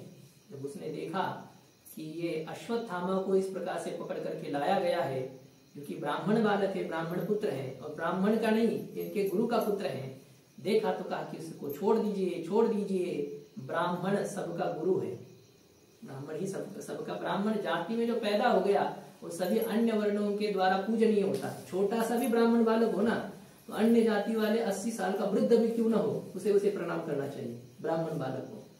वो जन्मतः उसमें है, वो एक पुण्य से उसको जन्म मिला है, उसको प्रणाम करना चाहिए। कई ऐसे पहले राजा लोग भी थे कि बहुत उनको जल्दीबाजी है, जल्दी में जाना है, फिर भी जब ब्राह्मण बालक दिखाई देता था तो घोड़े को रोक करके, कोई राजा का चरित्र में आता है, रोक करके उनको साष्टांग प्रणाम करते थे और फिर आगे काम में जाते थे। बालक है छोटा सा, ये तो ब्राह्मण है, ब्राह्मण का शरीर उसको मिला है, गुरु है, ब्राह्मण है सबका, इसलिए इस प्रकार से अनादर करना आपको शोभा नहीं देता है। ये सब कुछ सामर्थ्य आपने जिन द्रोणाचार्य जी से लिया, वे ही पुत्र रूप से द्रोणाचार्य जी आपके सामने खड़े हैं, इनका अनादर करना आपके लिए उचित नहीं है। और यदि आप इसका कोई अनिष्ट करेंगे तो इसकी माँ रुदन करेगी, कृपी, और ये रुदन करेगी तो ब्राह्मण के कुल को आपने जो पीड़ित किया है, दुखी किया है, तो उससे आपका सर्वनाश हो जाएगा, सकुल आपका विनाश हो जाएगा। इस प्रकार से द्रौपदी जी ने जब कहा तो अब वहां पर सबने द्रौपदी का समर्थन किया कि कैसी द्रौपदी है कि जिसके अपने 5 पुत्रों की हत्या जिसने की है, ऐसे अश्वत्थामा के बारे में द्रौपदी कहती है कि इसको छोड़ दिया जाए, सम्मान के साथ इसको विदा किया जाए, ऐसी द्रौपदी कह रही है। धर्मराज जी ने उनका समर्थन किया, वाह द्रौपदी। इसलिए तो क्या है, ऐसे कहते धर्मराज कहते कि मैं अपना सौभाग्य समझता हूँ कि द्रौपदी जैसी पत्नी मुझे मिली, ऐसा कह रहे हैं। क्योंकि ये मंत्री भी थी, जब चाहे तब मंत्रणा भी, द्रौपदी विदुषी थी तो समुचित मंत्रणा भी देती थी द्रौपदी। ये था, हाँ, उसके बुद्धि में बात इतनी थी कि दुशासन उसके दिमाग में बैठा था कि उसको हटाना है, बाकी और के प्रति उसकी वैसी भावना नहीं थी। यह है तो धर्मराज जी ने समर्थन किया, नकुल, सहदेव, अर्जुन, सात्यकी, भगवान श्री कृष्ण, सबने द्रौपदी का समर्थन किया। लेकिन भीमसेन ने उसको सहाने, भीमसेन ने कहा कि नहीं नहीं नहीं, ऐसे दुष्ट का तो वध करना ही इसके लिए कल्याणकारक है, इसको तो मार ही देना चाहिए, इसको छोड़ना नहीं चाहिए। भीमसेन दादा मस्त है, तो दिमाग थोड़ा सा ऐसा ही है, वैसे कुछ ये ढीले है ऐसी बात नहीं है, लेकिन वो है ना, सही है, उनकी भी बात गलत थोड़ी है। इस प्रकार का घृणित कार्य करने वाला ब्राह्मण क्यों ना हो, सो क्यों छोड़ना चाहिए, आदत आई है ना, इसको मार देना चाहिए, इस प्रकार से कह रहे हैं, इसको छोड़ना नहीं है। सोते हुए बालकों की हत्या इसने की है, इसको नहीं छोड़ा जाए। अब द्रौपदी आदि कह रहे हैं कि इसको छोड़ देना चाहिए, भीमसेन कह रहे हैं कि नहीं छोड़ना चाहिए, अब क्या करें, सबकी बात तो माननी भी पड़ेगी। तो श्री कृष्ण भगवान ने कहा अर्जुन के लिए, अब अर्जुन के हाथ में तो थी, अब देना है, सजा देनी तो अर्जुन को देनी थी। भीमसेन ने कहा कि इसको सजा दो, द्रौपदी कह रही छोड़ दो। अब अर्जुन तो श्री कृष्ण का चेला था, अर्जुन ने अपने गुरु की तरफ देखा कि आपके क्या रहा है, तो हम नहीं कुछ समझते, आप बताइए क्या करना है, आप जो कहेंगे हो जाएगा, क्योंकि शिष्यस्ते हमने कह दिया है, मैं आपका चेला हूँ, करिष्ये वचनम तव, आदमी में भी कहा है कि मैं आपके वचन का पालन करूंगा, तो बताइए क्या करना है। तो भगवान भी दुहरी बात बोले हैं, कहा कि ब्रह्म बंधु न हंतव्य आदता वधारण, कहते कि ब्राह्मणा धम क्यों ना हो, निकृष्ट ब्राह्मण क्यों ना हो, लेकिन उसकी हत्या नहीं करनी चाहिए, कैसा भी हो, जो कुछ कार्य किया हो, हत्या नहीं करनी चाहिए। और आतताई जो हो उसको छोड़ना नहीं चाहिए। आतताई, आतताई शब्द का अर्थ होता है अग्निदो गरदश्चैव शस्त्रपाणिर धनापह क्षेत्रदारापहर्ता च षडेते ह्याततायिनः। 6 लोगों को आतताई कहा जाता है। अग्निदः जो किसी को जीते जी जलाने वाला है, होता है ना आजकल बहुत होता है, कुछ मिट्टी का तेल मतलब रॉकेल है या पेट्रोल है, डीजल है, फेंक करके जला देते हैं, चाहे पत्नी पति को जलाती है, पति पत्नी को जलाते हैं, ऐसा होता है आजकल, एसिड फेंकते हैं। हाँ, तो ये जो है इस प्रकार से जीते जी जो जलाने वाला है उसे आतताई कहते हैं। जहर खिला करके मारने वाला आतताई है। शस्त्र पाणी जिसके हाथ में शस्त्र उठाने के लिए उद्यत हुआ है, मारा है कहीं को और मारने वाला भी तैयार है, उसे भी आतताई कहते हैं। धन का अपहरण करने वाले को भी आतताई कहते हैं, किसी के धन का अपहरण किया है। और क्षेत्र द्वारा अपहरता, किसी के भूमि का अपहरण करने, भूमि को लेने वाला जबरदस्ती, और पत्नी का अपहरण करने वाला, तो ये सब आतताई माने जाते हैं। तो ये अश्वत्थामा भी आतताई है, क्योंकि इसने हत्या की है, रात में आकर के मारा है। पुत्र जो होती है, पिता की संपत्ति होती, धन ही होती है, उनका अपहरण इसने किया है। और दूसरी बात यह है कि आतताई का समर्थन साथ भी तो इसने दी है, तो आतताई की साथ देने वाला भी उसी प्रकार का पाप का भागी है, दोषी है, अपराधी है, इसको छोड़ना नहीं चाहिए। यह बात भगवान ने कही। तो ब्राह्मण को मारना नहीं चाहिए और आतताई को छोड़ना नहीं चाहिए। अब अभी क्या करे अर्जुन को, अब कैसे समझा जाए, दोनों बात भगवान ने कही ना। यदि वहां जाना चाहिए या नहीं जाना चाहिए, नहीं वहां ऐसे जगह तो जाना भी चाहिए लेकिन नहीं भी जाना चाहिए। अब हम एक निर्णय लेने के लिए किसी को पूछते हैं, जैसे बालक पिताजी को पूछता है कि वहां उनके वहां शादी है, मैं जाऊं या नहीं जाऊं, वो कहते हैं अरे जाना तो चाहिए, लेकिन वो हमारा और उनका थोड़ा सा बिगड़ा है इसलिए नहीं भी जाना चाहिए। अब बालक क्या करे, वहां जाए या ना जाए, वो समझ नहीं पाता है ना। लेकिन अर्जुन तो भगवान का चेले थे, वो तो भगवान की बातों को जानते थे। अच्छा समय पूरा हो गया, क्या करें, कहाँ का ये है तो, नहीं। तो क्या किया जाए ऐसा, जब ये हो गया तो अर्जुन भगवान के भाव को समझ गया कि ब्राह्मण का वध जो होता है वो उसका प्राण का अपहरण करना ही व्रत नहीं, उसको मारना ही उसका व्रत नहीं होता है। क्या संभावित से चाकीर्तन मरणादिरिच्यते, उसका अपमान करना ही ब्राह्मण की हत्या है। अब ये भी एक बात है, इसमें भी एक कथा है, अब इसको नहीं बताएंगे आपको। जो युधिष्ठिर को युवराज बनाना था या दुर्योधन को, दोनों में से युवराज का चयन करना था, उस समय की जो बात है, 4 अपराधी आए थे और उन अपराधियों को न्याय करना था, उस अपराधियों का न्याय किया जाए। तो दुर्योधन का न्याय और युधिष्ठिर का न्याय, इसमें अंतर आया। वहां पर आपने महाभारत सीरियल कभी देखी होगी तो उसमें वो है, वो भी देख लेना चाहिए, अच्छा है, वो जानकारी होती है। रामायण सीरियल है, श्री कृष्णा है, महाभारत है, इसमें भी अच्छा से ज्ञान होता है, हमें जानकारी होती है। ब्राह्मण यदि हो तो उसको मारना नहीं चाहिए। 4 अपराधी थे, अलग अलग दंड युधिष्ठिर महाराज जी ने बताया। दुर्योधन ने कहा इसमें क्या सोचना है, मार दो सबको। ये क्या है, एक ही उन्होंने अपराध किया था, 4 वर्ण के 4 थे लेकिन अपराध एक ही था। तो दुर्योधन ने कहा इसमें सोचना बीचना कुछ नहीं, उसको कहा ना कि सोचिए क्या आप न्याय करना है। विदुर जी ने कहा सोच करके बताओ, बोले इसमें क्या सोचना है, हटा दो इनको, मार दो, ये एक जैसा अपराध है। तो ये सबने सोचा कि आप दुर्योधन को युवराज बनाया जाएगा, लेकिन कहा कि युधिष्ठिर महाराज जी को भी मौका दिया जाए, वे क्या कहना चाहते हैं इस विषय में। तो युधिष्ठिर महाराज जी ने सबको अलग अलग दंड दिया। तो ब्राह्मण की हत्या करना दंड नहीं है, उनका अपराध जो क्या कहते हैं, उनका अपमान करना, उनको तिरस्कृत करना ही उनका वध है। तो अर्जुन ने क्या किया, उसको मारा भी नहीं और उसको छोड़ा भी नहीं, मतलब क्या कर दिया, अपमान। उसका जो यहाँ पर जन्मता ही एक मणि था, उस मणि को अर्जुन ने तलवार से काट दिया और उसको वहां से तिरस्कृत करके भगा दिया। अब उसका अपमान हो गया, मणि निकाल दिया, खून उसमें बहने लगा। तो कहते बहुत दिनों तक वो खून बहता रहा ऐसा, क्योंकि ये इस दुष्ट को इस प्रकार की सजा मिलनी चाहिए। भगवान ने कहा कि तुम ऐसे सड़ते रहोगे बहुत कुछ दिनों तक। तो अभी भी कहते किसी किसी को अश्वत्थामा मिलता भी है तो ये यहाँ से खून निकलता है तो लोग जानते कि अश्वत्थामा है ऐसा। ये नर्मदा जी का जो है ना वहां पर, तो उसमें किसी किसी को मिलता है, परिक्रमा के कई मार्ग में है अश्वत्थामा का स्थान, जो वो है ना शुल्बानी झाड़ी आदि, वो तो भीलों का ही स्थान है, वहीं पर कहीं है अश्वत्थामा रहता है ऐसा कहते हैं। अभी भी खून उससे बहता है। तो ये उसने अभी भी ये रखा है उनके इसमें जख्म, भरी नहीं है अश्वत्थामा के अभी तक। तो ये उसका, अब देखो ना, इससे अधिक मृत्यु क्या हो सकती है, कितने दिन का झेल रहा है, कोई दवाई काम नहीं करती उसके ऊपर, ऐसा ही है।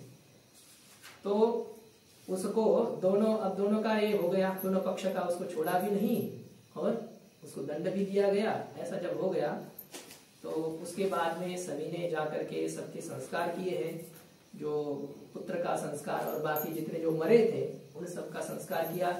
वहां सब रोने लगे, भगवान ने सबको समझाया है, ये सब बातें हैं। अब आगे जो है कथा आने वाली है कि जब सबका सांत्वना करके, सबका पिंडदान आदि जिनको जलांजलि दे करके जब आए, तो अब भगवान युद्ध पूरा हो गया है, अब हम चलते हैं, इस प्रकार के भाव से जब चलने लगे, रथ में बैठे, उसी समय उत्तरा आई है रोते हुए, और उन्होंने भगवान को प्रार्थना की है। क्या बात है उसकी चर्चा अभी है, अभी भी।